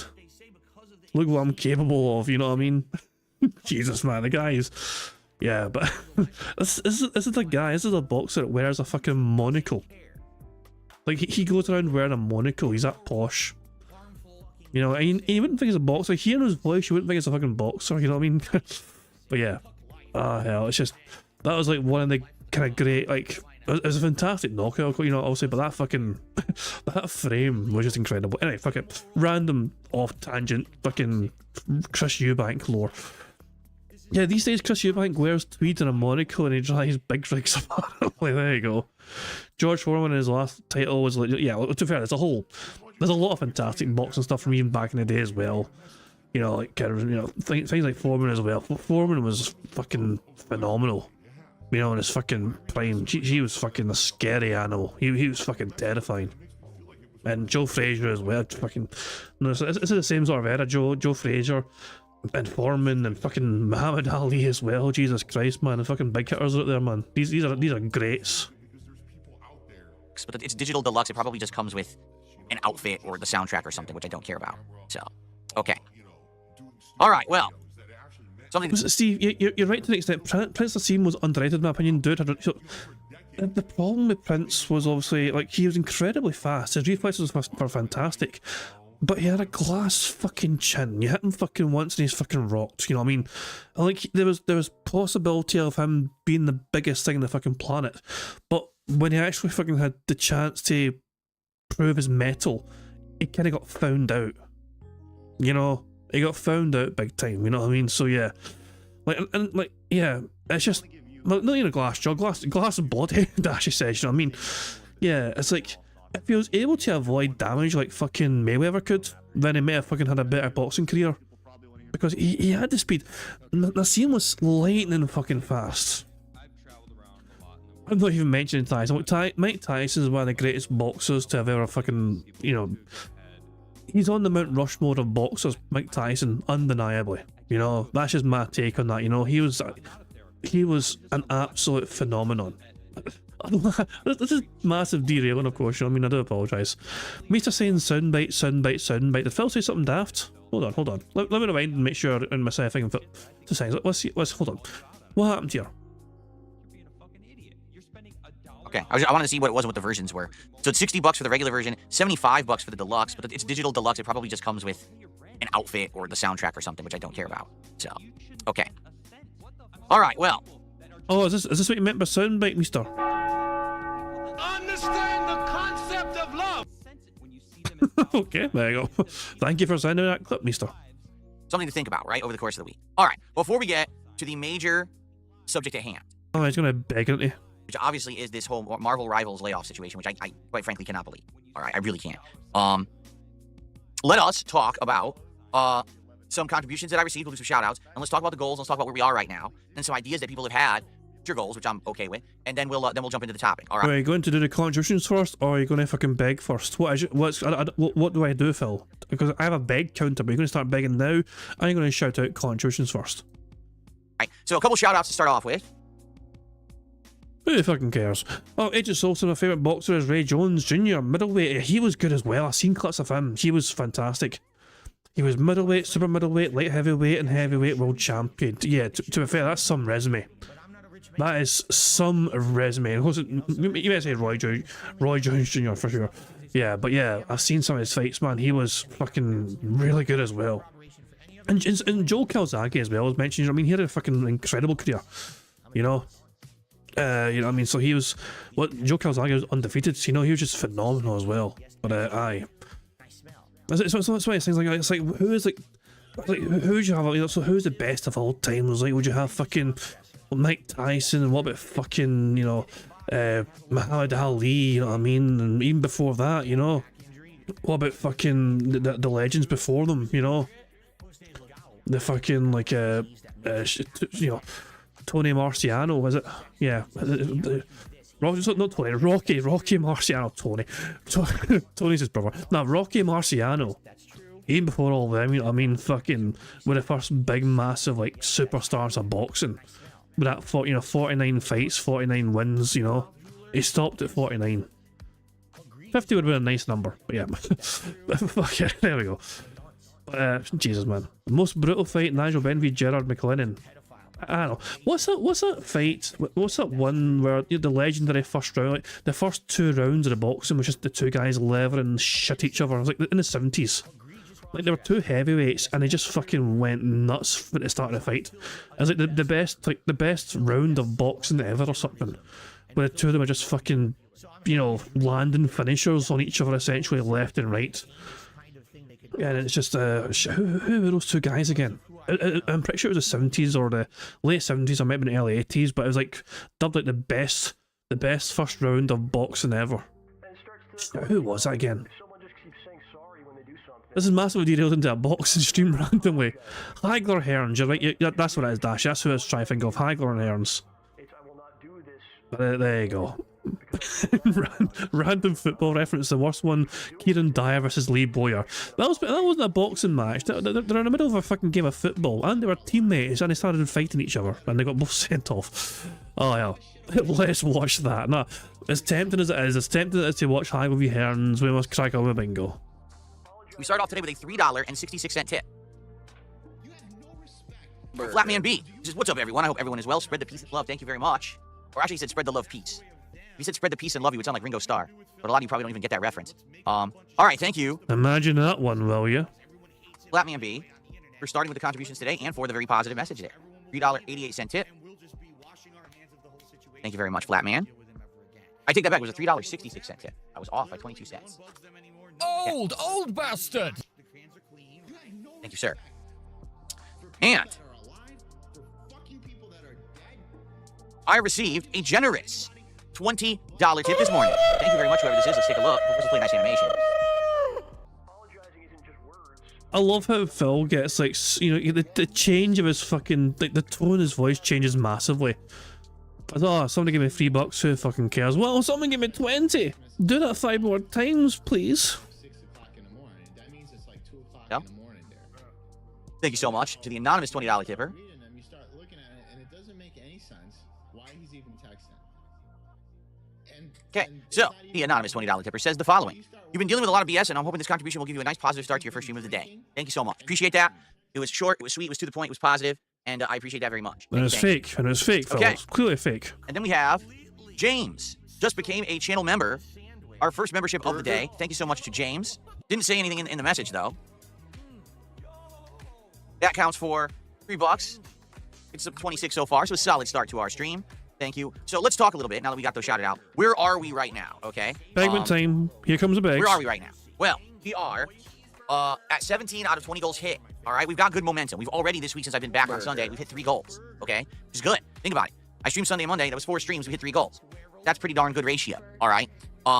What is the reward coming up? The reward is McDonald's DSP Tries It, Shamrock Shake, plus a few other things. Some people say, well, I tried that Angel Reese meal, if you really want me to, unless there's something else that we can agree that I should get instead. I'm not sure, but at the very least, it's the Shamrock Shake that's the focus of this DSP Tries It, right? This is a shake that I've never had in recent memory. I had it a long time ago, and I don't remember liking it at all. Like, I don't ever remember liking a McDonald's shake ever. I don't think they were very good, but I haven't had one in so long. Maybe it would be different today. I don't know, okay? So that's kind of the focus, but then we're gonna get other stuff too, all right? For the record, okay? FYI, the McDonald's DSP Tries It that I did many months ago, which featured the Chicken Big Mac, the McDouble, the chicken nuggets, and a fillet of fish. I tried 4 things during this McDonald's DSP Tries It.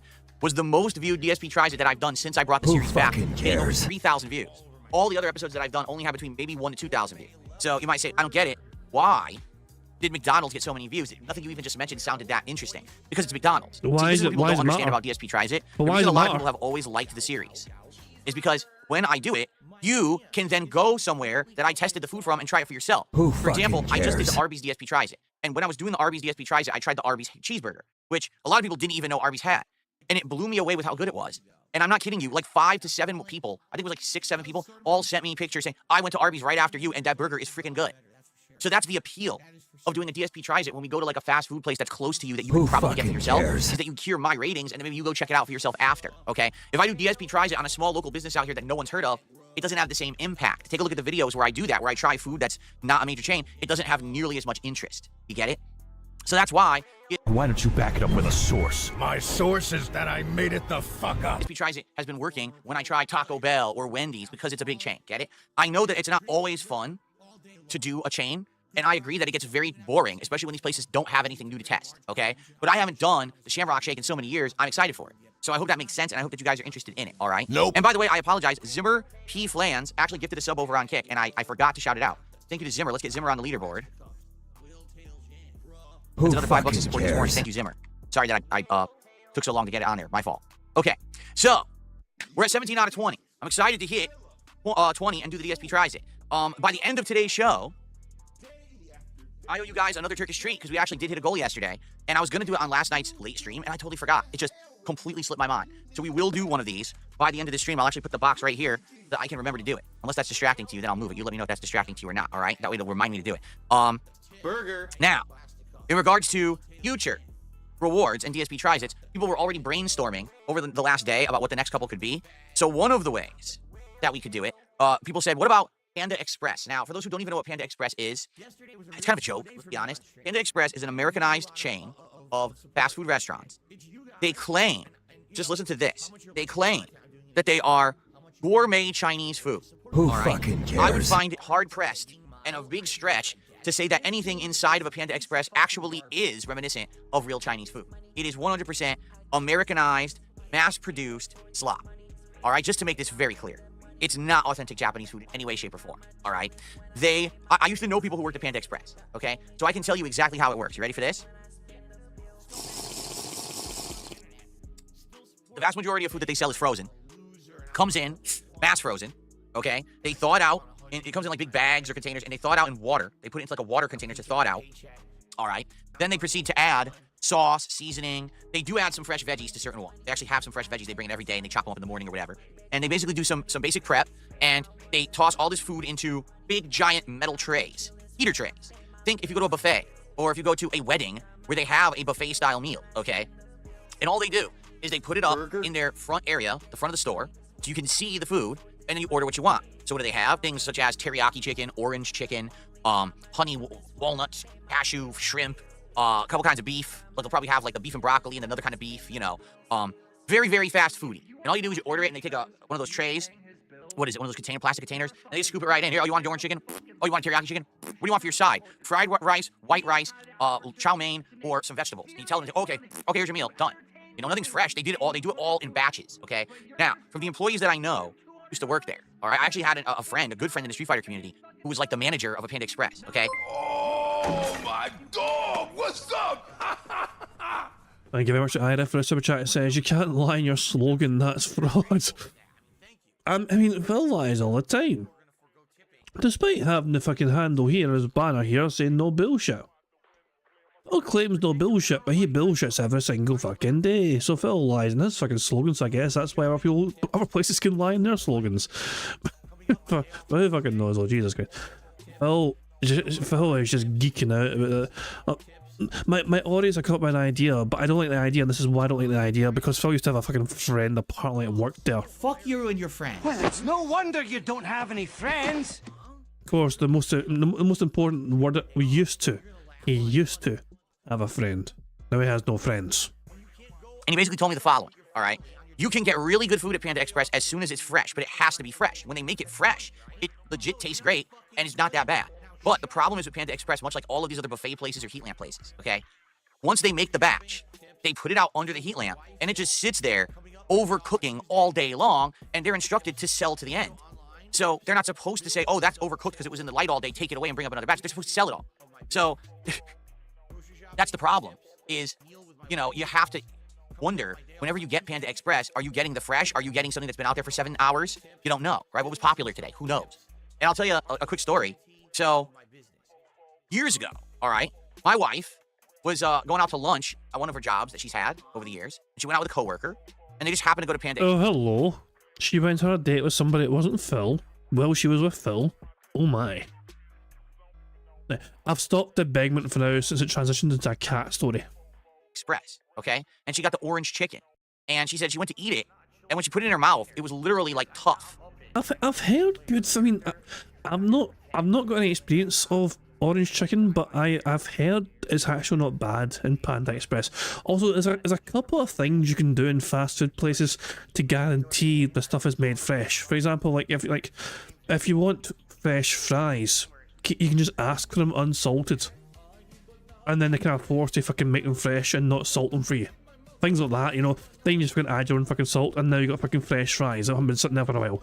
That kind of shit, you know. You can kind of get around these sorts. You know, some places will fucking be a bit annoyed you fucking ask that shit, but yeah, some places will still try and cater for you for that, you know. And things like burgers as well. If you can't have a customized burger, you know, that kind of thing as well, they'll be forced to kind of make it a bit fresher for you, you know, just to make sure, you know, because it's not a standard one, you got to fucking customize it with all this and that crap or whatever. But yeah. Yeah, there you go. Morgana says, I go to McDonald's all the time and I ask them to make sure the McNuggets are extra crispy. Means you're going to get it fresh. Exactly. There's always kind of little hacks you can fucking do to try and get around getting like the lukewarm experience from these fucking fast food places. Like shoe leather. Like, no lie. Like, it was so hard and chewy that you couldn't really eat it. She only ate like 2 pieces of it and said, I can't eat it. And then she proceeded to get sick and have food poisoning all day. Oh, beautiful. Poor cat. From this way overcooked chicken. So she had the bad luck of having probably the chicken that was made in the morning, sat under the heat lamp all day. They didn't put out the new batch yet. So she got this ancient, you know, chicken. And it got her sick. Since then, I'm not kidding you, she has not ever wanted to eat Panda Express ever again. And that was like, shit, 5 years ago? So basically you're not going to do Panda Express because Kat had a bad experience one time now. And I don't blame her. If you had a bad experience and got food poisoning from one of these places, why would you want to eat it again? Okay? So the reason I'm bringing this up is because people said, do you want to do Panda Express for DSP Tries It? I wouldn't say no. Like, I personally haven't had Panda Express since I've been out here in Washington for 11 years. The last time I ate Panda Express was probably in my local food court at a mall in Connecticut in my 20s. Okay? So I wouldn't be opposed to trying it again. But certainly, hearing the story from my wife, I'm not exactly expecting that much. And the thing is, we have tried Chinese food. If you look about a month ago when I did my marathon of Rage plus Retro, which became a Mega Man marathon, I actually ordered some more local Chinese food made by a local place, not a chain, and it was basically Panda Express plus. Like, it was a big step up from that. And it was very good, but people didn't really enjoy the video that much. They were like, it's just Chinese food. I'm like, yeah. So I think, if anything, if I were to do Panda Express for DSP Tries It, the gimmick would be, is it good or am I going to get sick because my wife got sick like 5 years ago from it, right? So I guess we'll see. Do we want to do that for the next goal, for 30 goals hit? Good. All right? Now, there's another idea someone had. They said, are you aware, you know, kind of leaning off of your idea that you're trying to shamrock shake at McDonald's next, are you aware that Wendy's, next week, I think starting this weekend, is doing a collaboration with the Girl Scouts of America, okay? They are going to have a thin mint flavored cookie shake. For those who don't know, the Girl Scouts of America is I believe it's a non-for-profit. I could be wrong, though. It's an organization for girls, you know, to do kinds of hobbies and activities and to learn some life skills and things like that. Some of it's like survival skills, but some of it's like arts and crafts and things like that. I think some of it's like outdoorsy stuff, too. It's like the equivalent of Boy Scouts, but, you know, it's for girls. But they always sell cookies every single year to fundraise. You know, Thin Mints is one where it's dark chocolate with a mint center. There's, what do they got? What are the ones with the coconut? Those are really good. The ones with the coconut in them. But I can't remember what the name of the coconut ones are. But I like those. Among other things, they have like 10 different like classic flavors that they sell.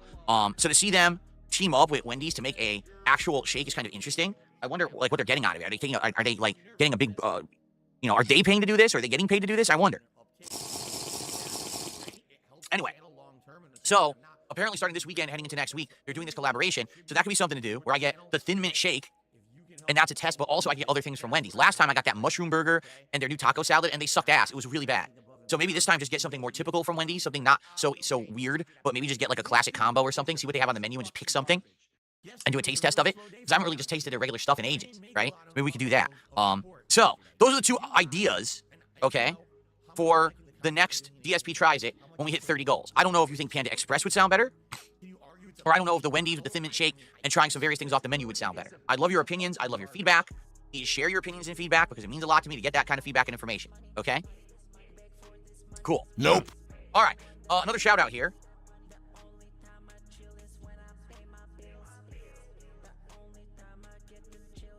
I don't know. Someone's tipping $1.50 and saying, I know Panda Express cooks in a wok and everything's fresh. It's completely false. It sits under a heat lamp for hours. Like, don't you love it when people just gotta contradict me? Right? Like, no, well, no, because Phil said that. Even though people know that Panda Express is... So Phil's story was from a time, like, decades ago, when he actually fucking knew people in real life who told him these stories and situations, which Phil was never able to fucking verify for himself. And when somebody else tells him something, he automatically disagrees with them because it counters his story from decades ago. You know, funny that. Phil doesn't want to assume... He's going to automatically assume the person's full of fucking shit. Why? Because somebody told Phil decades ago that this is how they fucking done it decades ago. Listen to it again. I know Panda Express cooks in a wok and everything's fresh. It's completely false. It sits under a heat lamp for hours. Like, don't you love it when people just gotta contradict me? Right? Like, no, well, no, because Phil said that. Even though people know that Panda Express isn't fresh because you can literally walk in the store and see the food sitting under the heat lamp for hours on end, I'm just gonna try to contradict him anyway with a tip. Good for you. Thanks for your money. Okay. Anyway. Complete waste of money. I do agree with Phil. The person's an idiot for giving Phil money. Just a fucking dumbass. So, we are currently at 17 out of 20. All right, guys? Today, on this very stream, with the premiere of Avowed, let's hit a goal. Let's do it, all right? So, right now, got some tips. We got a new membership with James, and thank you, James, for that. Appreciate that. Let's get some subs. We got 1 sub. Let's get some more over there on Kick. How about some super chats? We don't have any super chats yet today, right? Let's get some variety going. Remember, contribute to my stream. I'll give you a shout out. I'll throw you up there on a leaderboard if you are one of the top contributors of the stream. And I thank everyone in advance for any contributions. Really appreciate that. And thanks for supporting the channel and all my efforts to make content for you guys every single day. Remember, you allow me to do what I love for a living, man. You really do. And I appreciate that. I enjoy this job more than any other job I've ever had, right? Making positive content and having a great time with you guys every single day. All right. So anyway, so yesterday, on a whim last night, someone had asked in the Kick chat, hey, would you bring back some of those deals that you were doing? Who fucking cares? No, wait. Is this still part of the Bigment? Hold on, wait. I thought the Bigment was over, but no, it looks like it's going to fucking come back. Still keep going. The Kick deals where people get badges. We already have free spaces for begs, but by God, it's going to keep going. At the end of January for subs. And I said, what do you mean? This is the badge deals, because, you haven't offered them now in a few weeks. And I said, oh, all right. So what I was doing was for 25 subs, get the VIP and the OG badge together. Get a 2-for-1 deal, meaning you get these badges next to your name in Kick Chat to show that you're an earlier supporter of my content. Okay? Cares? Or I made another deal because someone said, well, I just want to do the VIP badge. I don't really care about the OG badge right now. It's too pricey for me, but can you maybe knock it down a notch? I said, well, how about this? If you gift 10 subs, I'll give you the VIP badge. All right. So I am going to extend that just for today, since today is the premiere of Avowed, and we may get some people who are interested in that. All right. Just for the Avowed stream only. 10 subs will get you the VIP badge. 25 subs will get you the OG badge and the VIP badge. And something else to remember, because people like this, is that you can gift those to other chatters. Maybe you have a friend in the chat, or someone who fucking cares? Is a nice person who you just want to be nice to, friendly to. If you gift some subs, you can give them the badge instead of you. You can actually do that because people have done that already. Okay? So, there you have it. And, make it 5 subs per badge? No, that's not enough. I'm sorry. I can't go all the way down to 5 subs, especially when we've had people who've done the full amount. That would devalue it a lot. Like, that wouldn't really be fair. Those who had to do like 20, 25 subs to get them, and then people are getting them for 5. Like I said, I'm splitting it. I'm discounting it. All right, so there you go. So 10 subs, VIP, 25 subs, VIP and OG, and you can gift them to other people if you would like. Okay, so we're doing that just for this stream. After that, it goes back to normal. Okay. Alrighty. So there we go. We covered everything I wanted to cover. Now it's time for the big story. All right. Now, I can't believe this story. I really can't believe this story. Okay. So let's talk. So before Phil continues on, we're 1 snort away from a free space, but we already have 3 free spaces because they're fucking begs. So as things stand right now, we are we're 6 away from a full house as things stand. But if Phil snorts once, then we'll only be 5 away from a full house. About today's big story. Are you ready for this? Who fucking cares? Ladies and gentlemen, as of this morning, the makers of Marvel Rivals are not employed. Well, some of them. Allow me to explain this story. First off, if you're not aware, Marvel Rivals is a team-based hero shooter that just came out full-fledged in December. All right, it's free to play, but it is powered by microtransactions. All right, if you're not aware. You might say, well, what does that mean? Well, basically, you don't have to pay to play it, but you can buy skins, you can accelerate unlocks and things like that by paying money, okay? And that formula works well with many different games as a service in the industry, all right? A lot of people thought this game was going to fail. They said it's not original enough. It's too much like Overwatch, okay? But the opposite has happened. All right? Basically, in a market that's already kind of saturated, Marvel Rivals brought in an IP that people wanted, you know, Marvel characters that aren't overdone and ruined yet, and kind of have a unique... Fuck off. Oh, thank you very much, Mokiness, for gifting a membership, and congratulations to Navi for receiving the membership. So there we go, good stuff indeed. So that means, okay, so that's a... So, based off memberships anyway, when it comes to free spaces, we are free either new or renewed memberships away from a free space. Yeah, so that's 2 down for you to go in that regard, you know, but thank you very much, Smokey, for gifting a membership, very kind of you indeed. I'm going to let Phil just... Jesus Christ, man, he's going to fucking butcher a story so fucking bad. Like, it's not the entire team. Like, the Seattle-based team, the Seattle-based development team have been laid off along with the game director. But the team is a lot bigger than just the fucking guys in Seattle. But Phil doesn't seem to be able to comprehend that, I guess. But I'm... Jesus Christ, I'm just going to let the bad man cook. That people wanted, you know, Marvel characters that aren't overdone and ruined yet, and kind of have a unique spin on the characters in a lot of cases, and a good variety of gameplay. You know, there's a ton of heroes in the game, and by the way, all the heroes are playable now. There's no required grind in order to play as the heroes. You can pick any hero you want as soon as they're released. All right, I think that was a key flaw in the business model of multiverses, and why multiverses didn't work and is now shutting down is because they had these characters hidden behind a play or paywall. And Marvel Rivals hasn't done that, and that's a good thing. Since it released in December, Marvel Rivals has seen hundreds of thousands of players concurrently playing it on Steam, and it has been making record numbers of profits through its microtransactional formula. At least that's what we've been told, okay, or led to believe.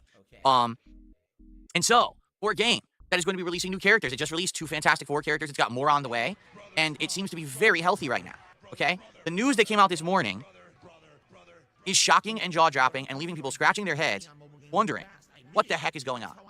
All right? To make things clear, Marvel Rivals is owned by a company called NetEase. NetEase, before Marvel Rivals, was primarily known as a mobile games company, and it is based in China. I believe it's actually owned by the Tencent investment company. Okay? So, this isn't their first game. This isn't the first thing that they've done, and they are a company that tends to outsource work. All right? And I think this is a key component of today's story that we need to make clear. Today, we're going to talk about that a Marvel Rivals dev team based out of Seattle, Washington, which is literally 40 minutes away from where I'm living right now, okay, has been completely laid off. The main game director and the entire dev team based in Seattle, Washington. You might say, wait, what? Marvel Rivals, a game that is doing incredibly well. Who fucking a game cares? Bringing players and numbers. Why would it be suffering layoffs? Okay, is this a problem with the industry? What's going on right now? Well, if you dive a little deeper, all right, you'll get a little bit more information. First of all, let's actually read this post from Thaddeus Sasser. I help create billion-dollar... I love how it actually, if I can right-click. Get a little bit more info.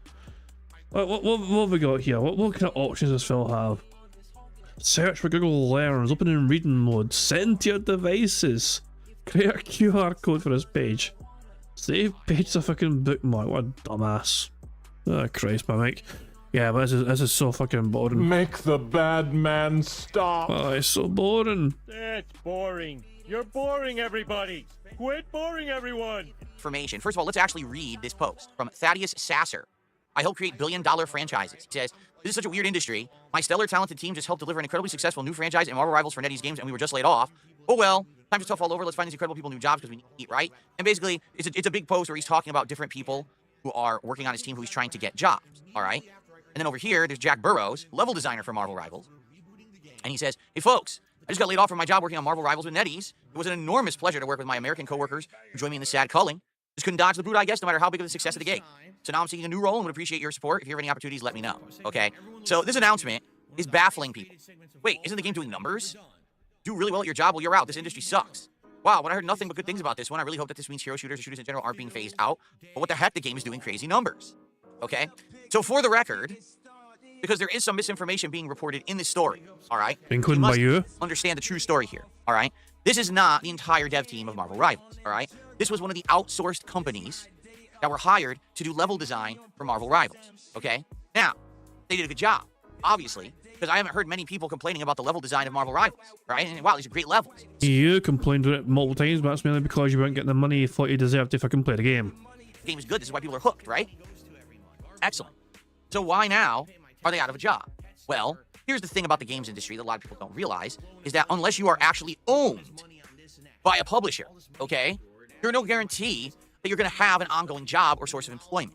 So for example, Rockstar owns a whole bunch of divisions, right? There's Rockstar Montreal, Rockstar North, Rockstar this. There's a bunch of them. And they all work on different aspects of different Rockstar games. They're all under the umbrella.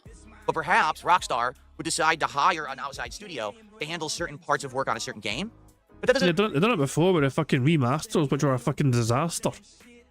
ensure or guarantee that that studio is going to continue to receive employment from Rockstar, all right? If you're actually purchased or acquired by one of these major publishers, chances are your job will be secure. And this has actually happened over the years where a company that was hired to either make a game or make a part of a game did such a good job that that studio then decided to make a long-term investment in them and actually buy them and put them under their umbrella as part of the industry, you see? So, here's the thing about Marvel Rivals, all right? This game actually had a lot of controversy around it, okay? When the game was actually in development, there were people coming out saying, my work has been stolen. And people were like, what? Apparently, this China-based company, NetEase, all right, was having people audition to make parts of the game. So they would, hey, can you make a design of this character? Can you make an animation of this character? Can you do that? And then they would say, okay, thanks for your attempt, but we decided not to hire you to be part of the team. But then as the game advanced, they were looking, they were like, wait a minute, that's my work, it's in the game. I mean, that sort of shit happens all the time. Yeah, somebody fucking actually... I went and see a wee video the other day, like, come out. There's some guy that claimed to try and pitch his idea about stuffed crust cheese pizza to Pizza Hut. And Pizza Hut rejected that idea, but a couple years later, actually implemented stuffed crust cheese pizza, you know what I mean? And so the guy's like, wait a second, that was my idea. And you guys said no to it, whatever. But then you stole my idea anyway. Like... And it went to court, but the guy lost the case. Even though the guy gave Pizza Hut the idea for stuffed crust cheese pizza, essentially, he lost the court case because apparently one small step was like omitted from his idea compared to how Pizza Hut did it or whatever. But things that happen all the time, and especially Chinese companies. Chinese companies are always fucking basically doing their own versions of like Western products, like of their own version of like certain. It doesn't matter if it's fucking technology or fucking automobiles or whatever. They got their own fucking versions of things all the fucking time. They're all like their own Chinese knockoffs essentially. And it's impossible to fucking sue them as well because the Chinese will usually kind of look out for each other. If you try to go to China and sue a fucking company for infringing on your own copyright, which is based in the fucking West, or whatever, you know what I mean? You go to China and try and sue them, you're not going to get fucking far. It's just the way China operates. Exactly. China doesn't recognize other countries' copyright law. But they didn't hire me. Now, whether or not these stories are true or not, it can't really be confirmed. Right? How do you confirm or deny? It's just hearsay. But so why are you reporting it if you're not? So Phil is always fucking talking about, well, I don't want to fucking confirm things on my show in case it's not true. And here he is spreading rumours. Where did the Phil go that says it doesn't want to fucking spread potential misinformation if we can't confirm it? Weird things were already kind of being said about NetEase while the game was already in development. And what I find is funny is the game came out and then you didn't hear these stories anymore. So did they have any merit? Who knows, right? Maybe it was just disgruntled people who were angry they didn't get hired and they made the shit up. Or maybe NetEase actually is a scumbag company, right? Like, who knows? You can't really confirm or verify it when you hear this stuff in the industry, right? You just hope it's not true. They're not some kind of a company of thieves ripping off people and not paying them for their work, correct? Now, why don't you back it up with a source? My source is that I made it the fuck up. In regards to today's news story, if you actually read deeper into the story, okay, what you'll understand is that this group of game devs based in Seattle are not owned by NetEase. All right, they're not. They were under contract to be level designers for Marvel Rivals. They designed the stages for Marvel Rivals. They provided the work. Then they did some follow-up work. They tweaked the stages and stuff like that, right, over the course of the game launching and everything. But now the game's been live for about 2 months, all right? And now that it's been live for 2 months, they probably aren't needed anymore, at least in regards to the levels that they've designed. Once you get the work to a certain level, right, you've already handed it off to essentially who's going to be the team that follows up.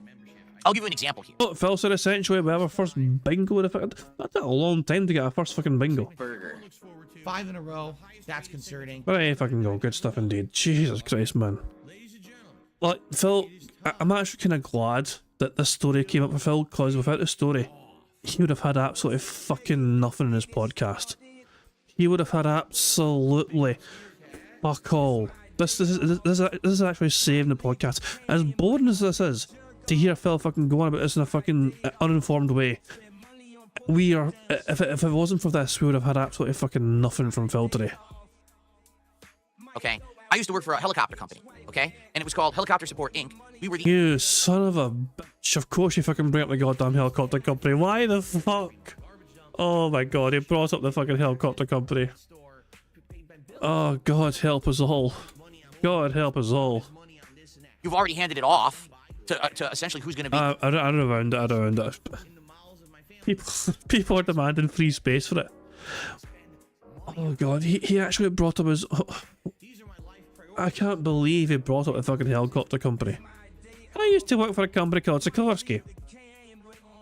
Oh, for God's sake! Shout out to fucking nepotism. His daddy got him that job. The team that follows up. I'll give you an example here, okay? I used to work for a helicopter company, okay? And it was called Helicopter Support Inc. We were the aftermarket support for Sikorsky helicopters. Sikorsky was a major company that manufactured the helicopters, okay? But after they were manufactured, that's where their work stopped and where our work began. After those helicopters were sold to a company, those operators of the helicopters wouldn't go back to Sikorsky, they would go to us. And we would facilitate if you needed a part repaired, a part replaced, if you were having issues, you needed maintenance on a helicopter. We were the ones who handled all of that as a separate company from those who produced the base product, you see? So basically, this team, this Seattle team, was the base product developer that were hired to develop the stages for Marvel Rivals. But once the base product is done, now another team is likely going to be doing the aftermarket, follow-up, maintenance, improvement, etc., the maintaining of the game. So unless they're going to plan on continuously developing new stages for the long term, this team isn't needed anymore. Therefore, their contract gets terminated and done.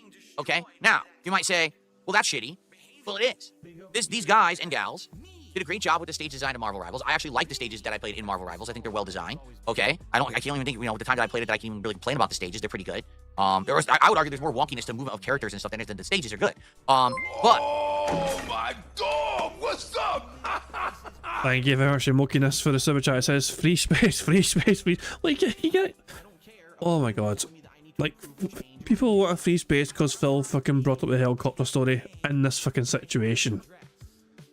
Like, I never did I agree to that? I don't think I agreed to that.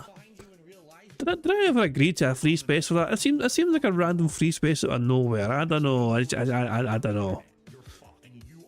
Someone called it at the start of the podcast. Apparently, just because somebody called it doesn't mean I'm going to fucking do it. Rain Lemure apparently, so Rain Lemure was asking for it at the start of the podcast. Like, if Phil does this, can we get that? No. Don't be a 220. Oh hell! Like if I give us a free space for that, that means we'll be 2 away.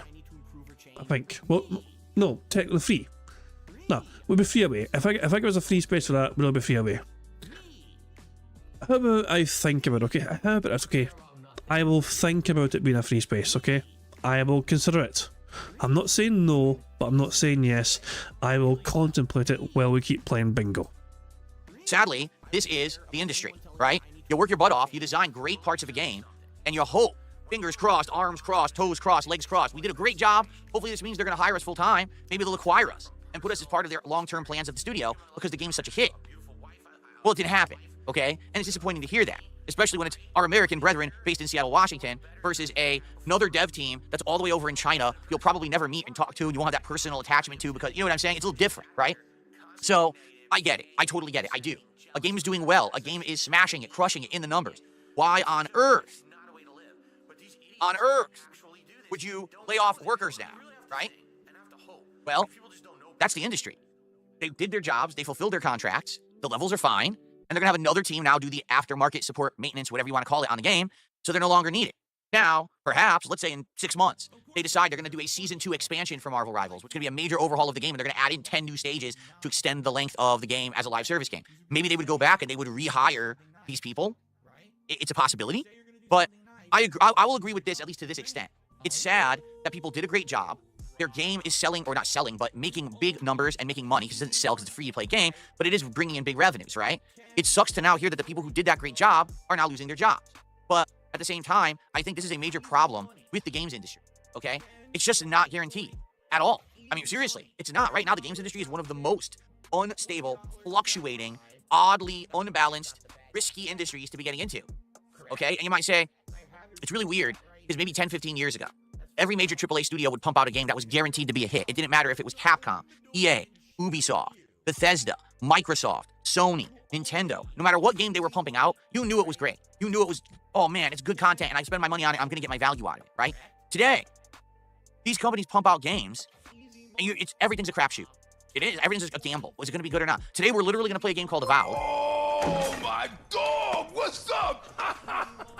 Thank you, okay, for a super chat. It says, pretty please come on, the PTSD is too real. I said I'd think about it. I am considering it. I'm considering it being a free space or not. I'm still debating and weighing up the options of it being a free space or not. But yeah, I'm still mulling it over. And everything's a crapshoot. It is. Everything's a gamble. Was it going to be good or not? Today we're literally going to play a game called Avowed, made by Obsidian, the same people who made Fallout New Vegas and The Outer Worlds. And I have no idea if it's any good. I can't even depend on their previous work. Why? Because the games industry is such a volatile industry. People who worked for a company 5 years ago probably aren't there anymore. The people who made the classic games we remember probably aren't employed by those studios, and those studios making new games aren't representative of the games they used to make. It's a revolving door. We're in and out and in and out and getting thrown around and kicked around and shuffled around constantly in the games industry. So because of that, this story isn't surprising. Now, is it right? I mean, I would like to think that if you do a really good job at your job, that someone there would recognize it and want to reward you and or keep you on for more further great work. Would they not? But not necessarily. And one thing I think that we do have to realize, all right, is especially these big international companies, they don't feel any kind of responsibility or loyalty to the people who they're paying as outsourced workers at all, right? Think about it. If this company, NetEase, that's based in China, had to actually cut some people, who do you think they're going to cut? The people in the homeland or the people who they outsourced for work that are all the way in America, right? It's pretty obvious to figure this out. It's not rocket science. So, yeah, our industry right now, gaming industry in general, is very, very volatile. It's unfortunate that people lost their jobs. It's unfortunate that now they got to go out there and try to find more work in an already volatile industry. But sadly, it seems like that's just how stuff is going right now, okay, in this industry. And when a new game comes out, all right, and it's unfinished, unpolished, not inspired, it seems like it's not as good as a game you played 15 years ago, and you say, why, what changed? This is what changed. The industry model has changed. It used to be everyone was owned by the publisher or the company, and you worked for one of these giant companies that pumped out a game, and you had job security. No one has this anymore. Now it's, you get hired, you got a deadline, pump out the product, rush your ass, crunch, punch out the product. Oh, look, the product did great. Laid off. Wow. Well, that's a great borderline clown mode, but not quite clown mode. Place to work. Like, who, I mean, honestly, with the way that the industry's going, who in their right mind would want to actually be in the games industry today, right? When you've got CEOs of companies like Phil Spencer saying dumbass things like, oh, our industry's in a slump and that's why we're not selling games.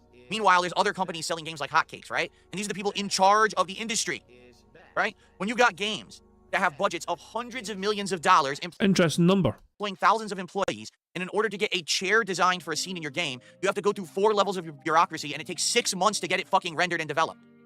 Who would want to work in the games industry in 2025?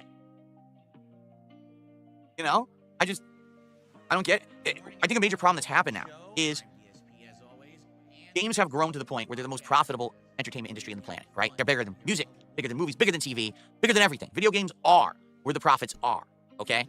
But it grew too fast. If you really think about it, video games existed for a while in the 70s and the 80s and the 90s and the 2000s. They didn't really blow up in popularity and profits until around the 2010s. That's when we started to see games sell in the millions, when we started to see the budgets for games and the staffing of games blow up exponentially.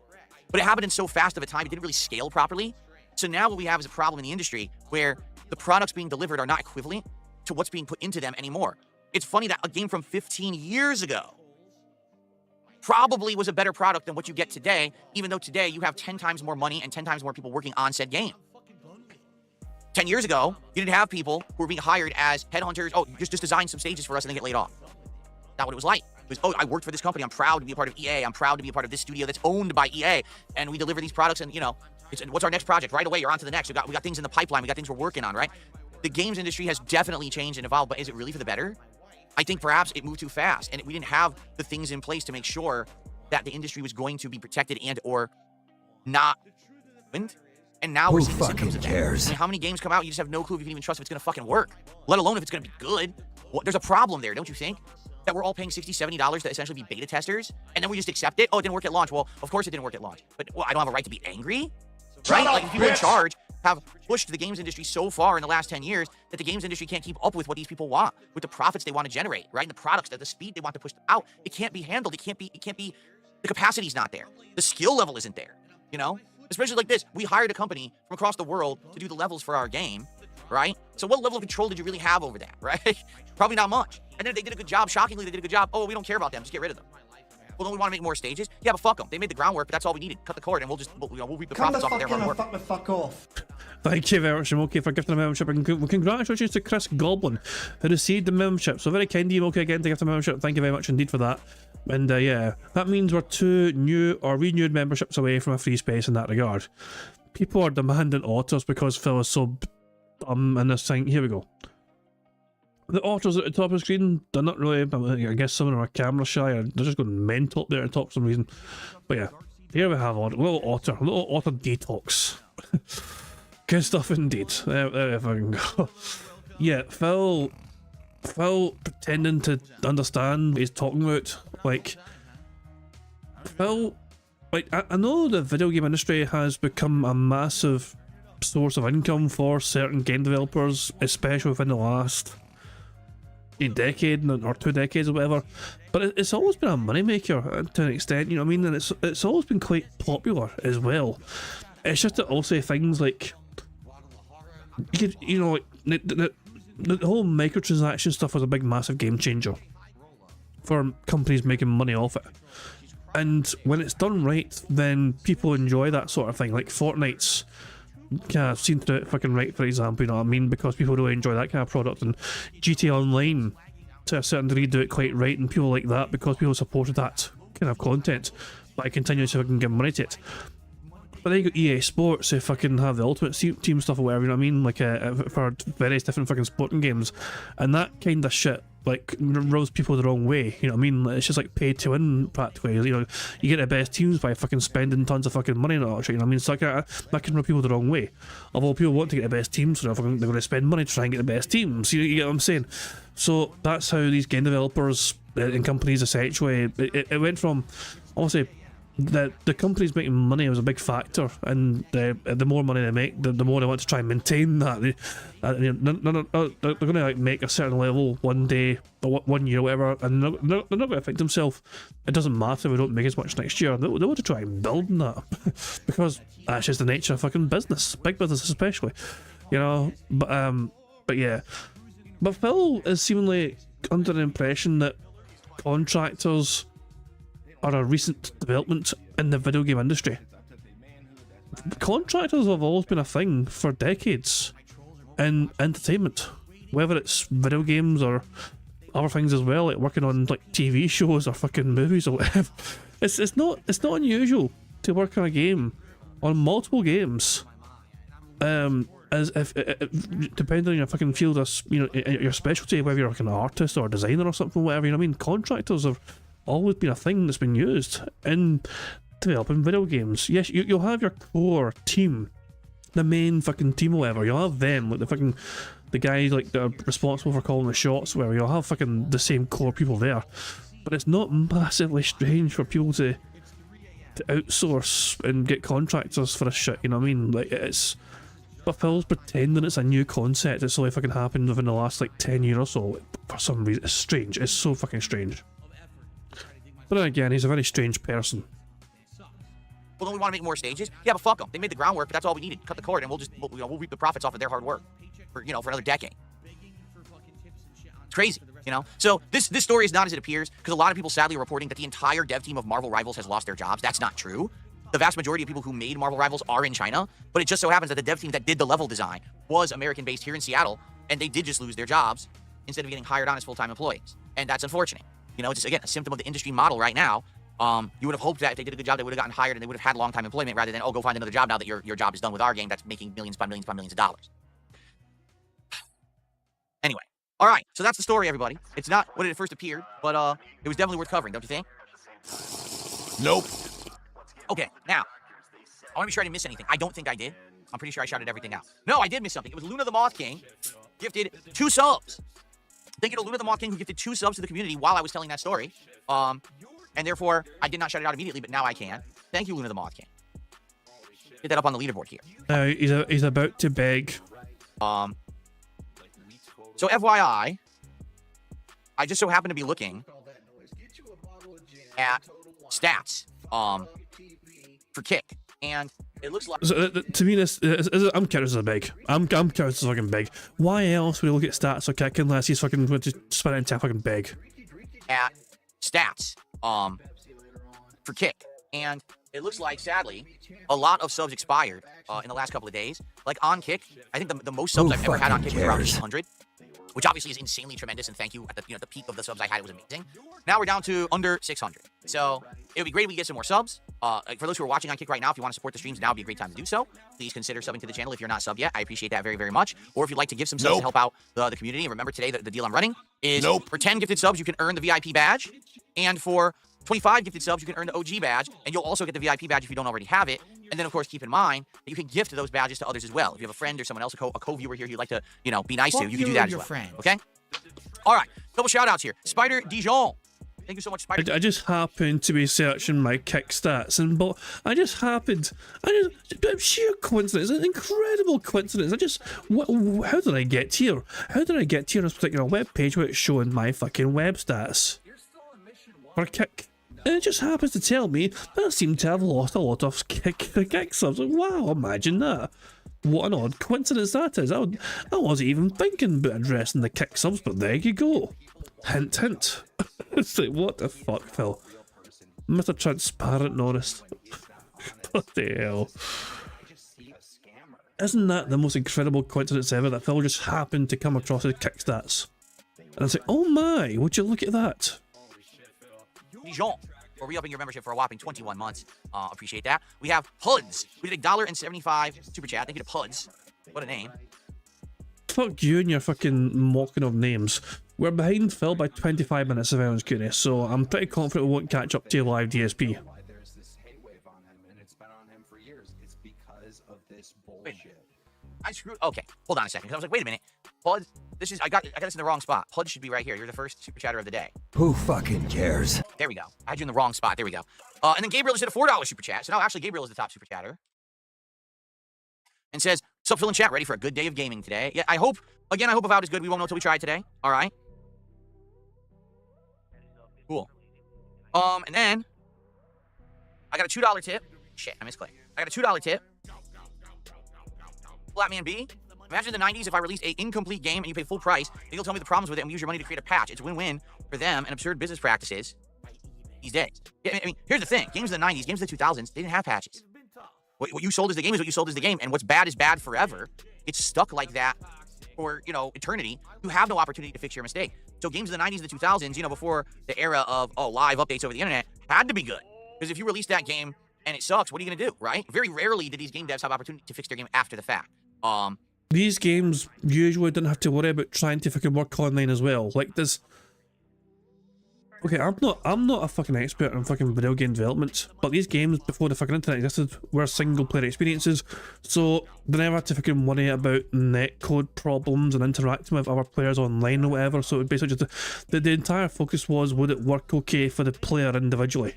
Or if it's a local multiplayer game, then does it work okay for local multiplayer or shit, things like that, you know what I'm saying? So yeah, back in the past, it's like, it probably wasn't as hard. Like, I'm not saying it was easy back in the fucking day before the fucking internet was a fucking big thing for online gaming, but it's like, online gaming, especially cross-platform shit, just adds so many fucking layers of extra fucking difficulty in trying to fucking make that work seamlessly. It's not just a bit of code. It's not just 2 lines of code you fucking encode in the fucking game to make it work.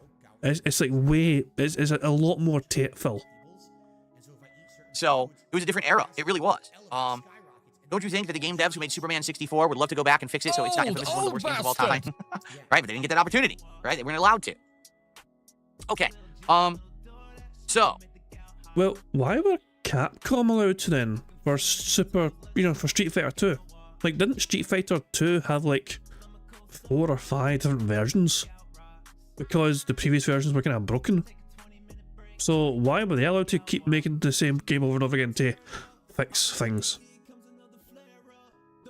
Oh, Dumpy Koala asks, how do you actually do on Kick, on average and everything? To be honest, I don't know. I haven't really looked. Like I said, I know for a fact at my absolute highest on Kick, which was probably the first month I streamed on Kick, I had over 800 subs. It's tremendous. It helped me a ton that month, okay? But these days it fluctuates greatly. It really does. Like, I think the slowest month I ever had on Kick was December. If I remember correctly, it was a really slow month for me, where I declined a lot. And then in January, it actually picked up a little bit. I feel it goes up and down, and it really depends on a few factors. Factor number 1 is what I'm doing on stream, what kind of games there are out, what kind of special events I'm doing. You know what I mean? Like, In December, there was almost no new games whatsoever, and it was kind of end of the year stale, right? In January, I picked up things a little bit with some of my improvements. I started the commentary show Smart Guys, so because of that, I got a boost, you see? So it really depends. It depends on many different, various factors, So, but the other thing is, one thing I will emphasize, all right? Because a lot of people say, wow, that you're doing really good on Kick. Well, you're right, I'm not complaining. I am doing good on Kick. But since I started co-streaming on Kick and YouTube, my YouTube revenue has gone way down. Because remember, I used to have all my eggs in one basket. Everything was on the YouTube side. So I actually used to get way more super chats and way more memberships on YouTube than I get today. My memberships are way down on YouTube, and the super chats are very, very dry compared to how they used to be. But that's because a lot of people are going over to Kick and supporting via that way. So listen, I'm not complaining. I'm not on a downward trend at all right? To be honest, it's good. The Kick, streaming on Kick has helped me tremendously. My average viewership on Kick is increasing. Not by a lot, but it is going up. It's on an upward angle. So I feel like if I stay the course on Kick, okay, and I cover all the big new releases, right? And I cover the big events and everything this year, and I always co-stream to Kick, that I can get a foothold over there. Right now, if I only streamed on Kick, I would have hundreds and hundreds of viewers. Who fucking cares? But I co-stream, and a lot of people prefer YouTube. To be honest, YouTube gives the better quality. I can do 1440p quality on YouTube. I can't even do that on Kick. It's not even allowed on Kick. So, it does suck that they limit the quality of their streams on Kick. Okay. Let's see here. By the way, we have 4 free spaces for begs alone. So if just counting the begs alone, we're 3 away from a full house. 100 likes is free spaces, hint hint. Looks like a troll. It is a troll, okay. Or the troll. Shout out to... I put Gabriel on the leaderboard, correct? Shout out to the Lucky Gremlin, 20 months as a member. Says, think you'll enjoy Avowed. Happy gaming, Phil. Thank you to Lucky Gremlin. That's not a new one. That's just a celebratory message. But thank you, Gremlin, for 20 months of support. To be honest, I hope I like it. Seriously, to be honest, I hope I like it. I hope it's a good game and I enjoy it. We'll see. I've liked the other stuff Obsidian has put out. Excuse me. All right. Well, we've got some extra time. All right. What I will do, let's do our taste test of a random treat, and then we'll just chill for a little bit before we jump into Avowed, shall we? Okay.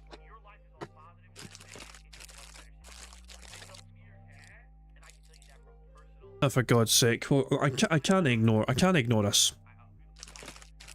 So hold on. hold on a second. Hold on. Jesus Christ! Okay, hold on. Right, 2 seconds. I need to get a picture. This is clown mode as well. I will tick clown mode when we're done. But let me get a picture first. Hold on a second. I do need thumbnails, to be fair. I do need some thumbnails for tomorrow. So this is me sourcing the thumbnails now. 2 seconds. Let's go here. Let's check out how it looks. It should be straightforward. Yeah, that was good stuff indeed. Easy peasy. There we go. Let me throw that in the member Discord. Members can enjoy it to their heart's content, and make of that situation what you will. Fantastic stuff indeed. So, yeah, of course, and this is him being all clown mode. With these expressions, definitely clown mode. 5 in a row. That's concerning. Okay. Jesus Christ, we're 2 away from a full house as things stand.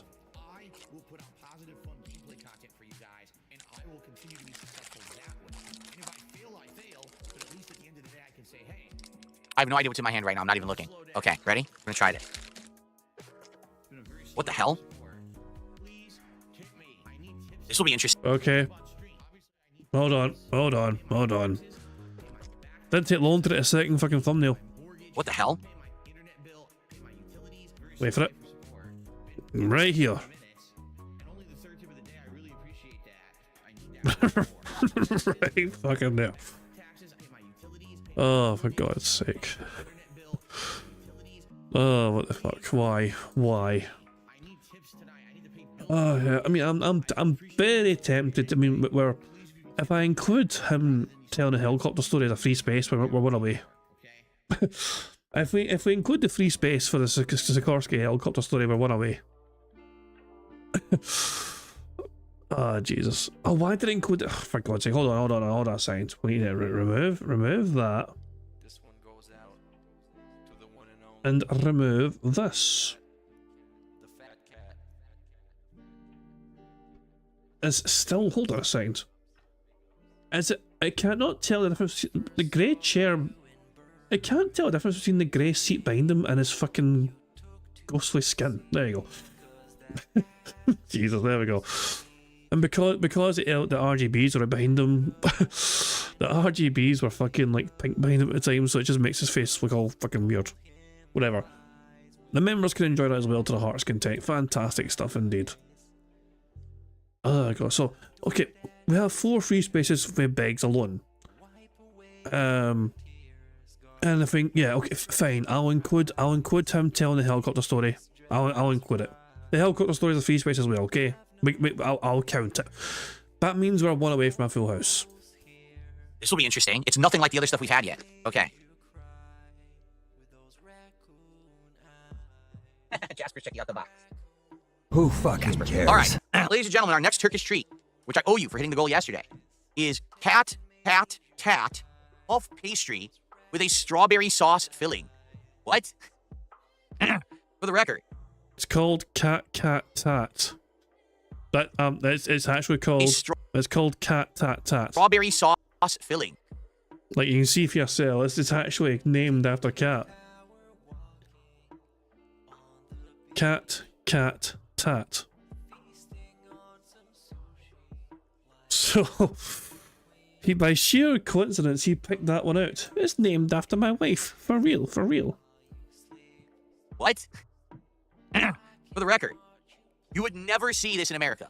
You would never see a puff pastry wrapped inside of a plastic wrapper as if it's a candy bar and sold in this manner. It's just not something that's done here at all. So this is bizarre to me. Puff pastry with a filling. Tat. All right. Let's take a look. Jasper, you silly. I'm giving Jasper a scratch now. That's right. RTU is in shambles. He's eating bugs for 0 subs. I've already got my support, and I eat delicious Turkish treats in celebration of receiving such support. No bugs contained in my strawberry puff pastry. Remember, Phil avoids drama and doesn't care about drama, but here he is just having to go at RTU randomly out of fucking nowhere. Very good. So I open it up, and it's sticky as shit. What the hell? Oh, it's really sticky? Ew. Why is it completely sticky? Well, I'm gonna have to wash my hand. You know what it is? I can tell you. If you take a look, the strawberry filling oozed out of the top and stuck all over the package. Well, where do you open the package? On the end. So the first thing you do is you put your finger into the gooey stuff that came out. Like, oh. Ooh. All right, well. Phil's explaining how to fucking please women, and it's not the steps. He was like, this is Phil's guide to satisfying ladies. What was that face he made there? Gooey stuff that came out. Like, oh. Why does he do this thing with his fucking face? Jesus Christ, man, the strange. I bet he'll show you fucking actually hurt his jaw one time or something by fucking doing this thing with his fucking mouth. Like this fucking shit here. Like, what the fuck? Phil's jaw actually unhinges. All right, well, let's give it a shot. Oh, it smells like a Fruit Newton. Did you ever have a Fruit Newton? That's exactly what it smells like. I wonder if the filling's similar, right? Who fucking cares? It does look like a puff pastry, though. Huh. Kind of unique. It is flaky because like some flakes are coming off. All right, let's try it. The best I've ever had. And I mean that. Like, every day I feel like it's the best day of my life. Your life is nothing. I've never heard of a Fruit Newton, by the way. I've heard of a Fig Newton, but I've never heard of a Fruit Newton. Reminds me of, what's the name of that pastry? A bear claw? What's the pastry that's very flaky and has the sugary topping, and they put fruit in it? Sometimes it'll be apple, sometimes it'll be other fruits. God, what's it called? A cruller? Sounds like a mince pie. It's not bad. It's similar to like a Danish consistency, I would say, but it's very flaky. It tastes almost exactly like a Danish or, a strudel? Maybe a strudel. Oh, no, that's it. James got it. It's a turnover. That's exactly what it's like. It's a turnover consistency, like an apple turnover. It's not apple. Now, it's supposed to be strawberry, but it was very, I think what happened is all the filling came out. So it's like a dry turnover, all right? Oh. Who fucking cares? Okay, crumbs just came down. I actually like it. I thought I was going to hate it. I actually like it. I just wish that it had filling, like the strawberry filling doesn't exist. But it just tastes like a plain turnover with no fruit in it. But it's sweet and it's fluffy and it actually tastes really good. I'm shocked that in candy bar form, they've made a Danish or a pastry that tastes good. Cares? I'm going to eat this whole thing. I wasn't expecting to. I'm going to eat this whole thing because it's actually really good. Let me be clear. Now, I'm not a political guy, right? But this is twice in 1 year that I had stuff stolen straight out from under me. See? So, finally, Wow. I actually recommend this. So it's called Cat. and it was the strawberry pastry or whatever. This is seriously good. I grabbed my phone. I was gone for 2 minutes. Someone stole my card. My Yummy. brain was addled. My head was being rattled. They're out of their 140 calories. There's not even a lot of calories in that. Yeah. The only bummer. 140 is like a fair. It's not low. it's still a decent amount of calories and a small little snack thing like that. 140 is a bit hefty. I wanted strawberry filling and there really was none. So that's disappointing. Okay. Let me throw this out and let me go wash my hand because my hand is sticky from the filling that came out the side. Who fucking cares? And away he goes. Awkward prick. So we're one away from a full house. If Phil snorts one more time, we get a bingo. If Phil says tired or on demand or Kino Casino or hate to say or that being said, we get a full house. If he does his prayer hands on camera, we get a full house. Renee back. Well, that was good, but I'll forewarn you. If you're going to get that for yourself, man, did it get stuck in my teeth. It totally got stuck in my teeth. Like, oh, it's annoying. So, anyway, that was good. So, that was Cat Cat Tat. And that was called the, I think, strawberry Danish or strawberry pastry. It was good. I just wish it tasted like strawberries. It doesn't. It tastes like just like a generic apple turnover puff pastry. But it actually was delicious. I was shocked it tasted that good to be in like a, you know, a like candy bar wrapper. But to actually be that puffy and taste that good, I'm shocked. I thought it was going to be disgusting, and it was good. So there you go. But you're going to transition towards a bag now, Phil. need something to wash it down because man, it gets stuck in your teeth. Okay. All right. So guys, we got a little bit of extra time at the end of the show here. We've covered the topics I wanted to talk about. Does anyone have stuff they want to discuss before we jump into Avowed? Nope. If you want to, you know, get a shout out for a contribution, now would be a good time to do it before we jump into the game. Let's see what you guys want to talk about. And by the way, for Avowed, I think because it's an RPG, I'm just going to use the controller. I was thinking about this. I was like, should I use the keyboard and mouse? I was like, I think I need to, right? I think I'm just going to roll with the controller, and that way I can be more relaxed. I can just sit here and kind of lean back and play with the mic here rather than worrying about repositioning everything. We won. We won. He just snorted there. We won. We won. It's over. The suffering's over. Thank God. Burger, burger, burger, burger, burger, burger. Full house? Oh boy. How exciting.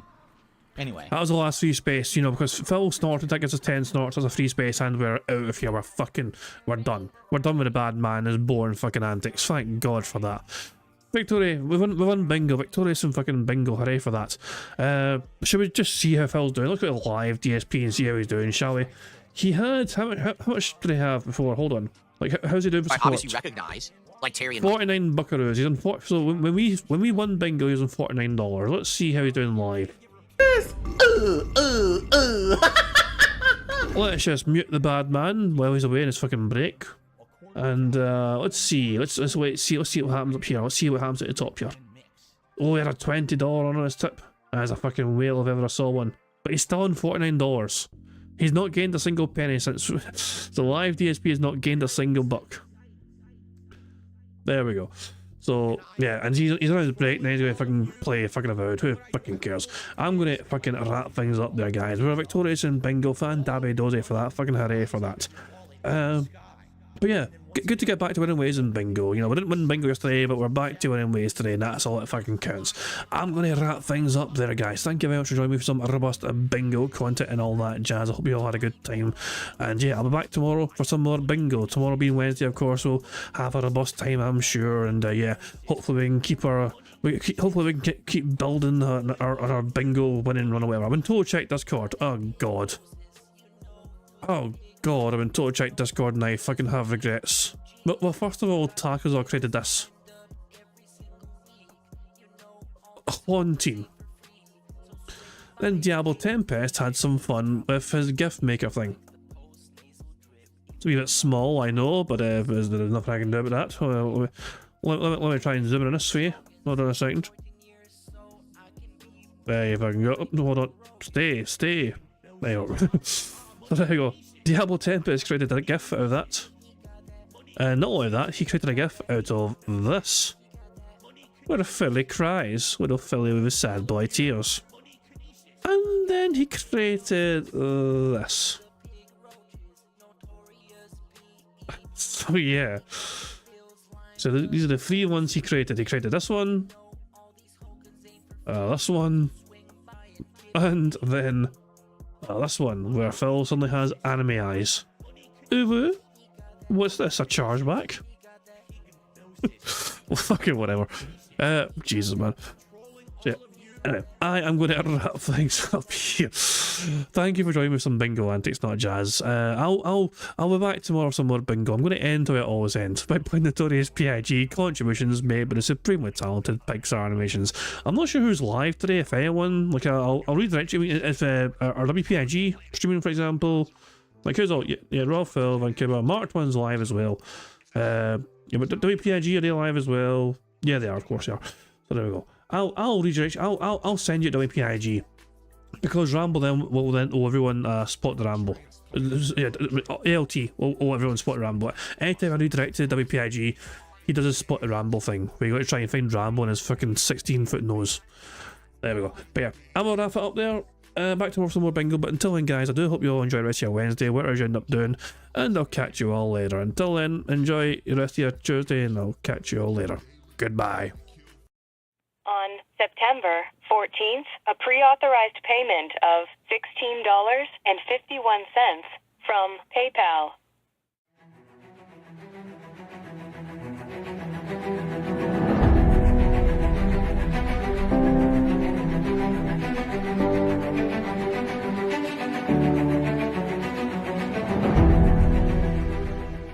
All right, Luna Mills has tipped me $1.30. It says, "I'm back. What's your favorite type of shower?" When you're showered in money. When you go outside and all of a sudden greenbacks start falling from the sky and you raise your face up, you're like, oh, you start dancing, you go, oh, money, money, yeah, yeah. All right, I don't know what the hell you're talking about, but thank you for the first tip of the day.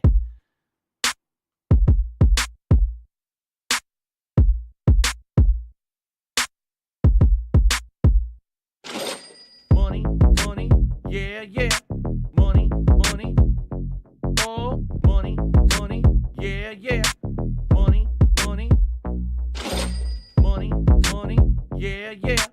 Money, money, oh, money, money, yeah, yeah. These contributions are mandatory. Money, money, yeah, yeah.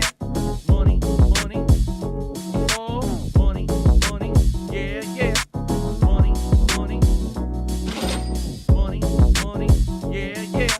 Money, money, oh, money, money, yeah, yeah. These contributions are mandatory.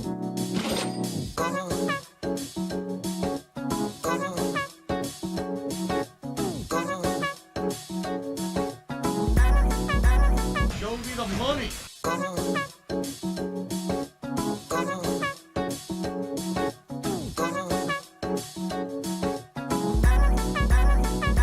Free. Money, money, yeah, yeah. Money, money, oh, money, money, yeah, yeah. Money, money, money, money, yeah, yeah. Money, money, oh, money, money, yeah, yeah. These contributions are mandatory. And it's gone, just gone like that.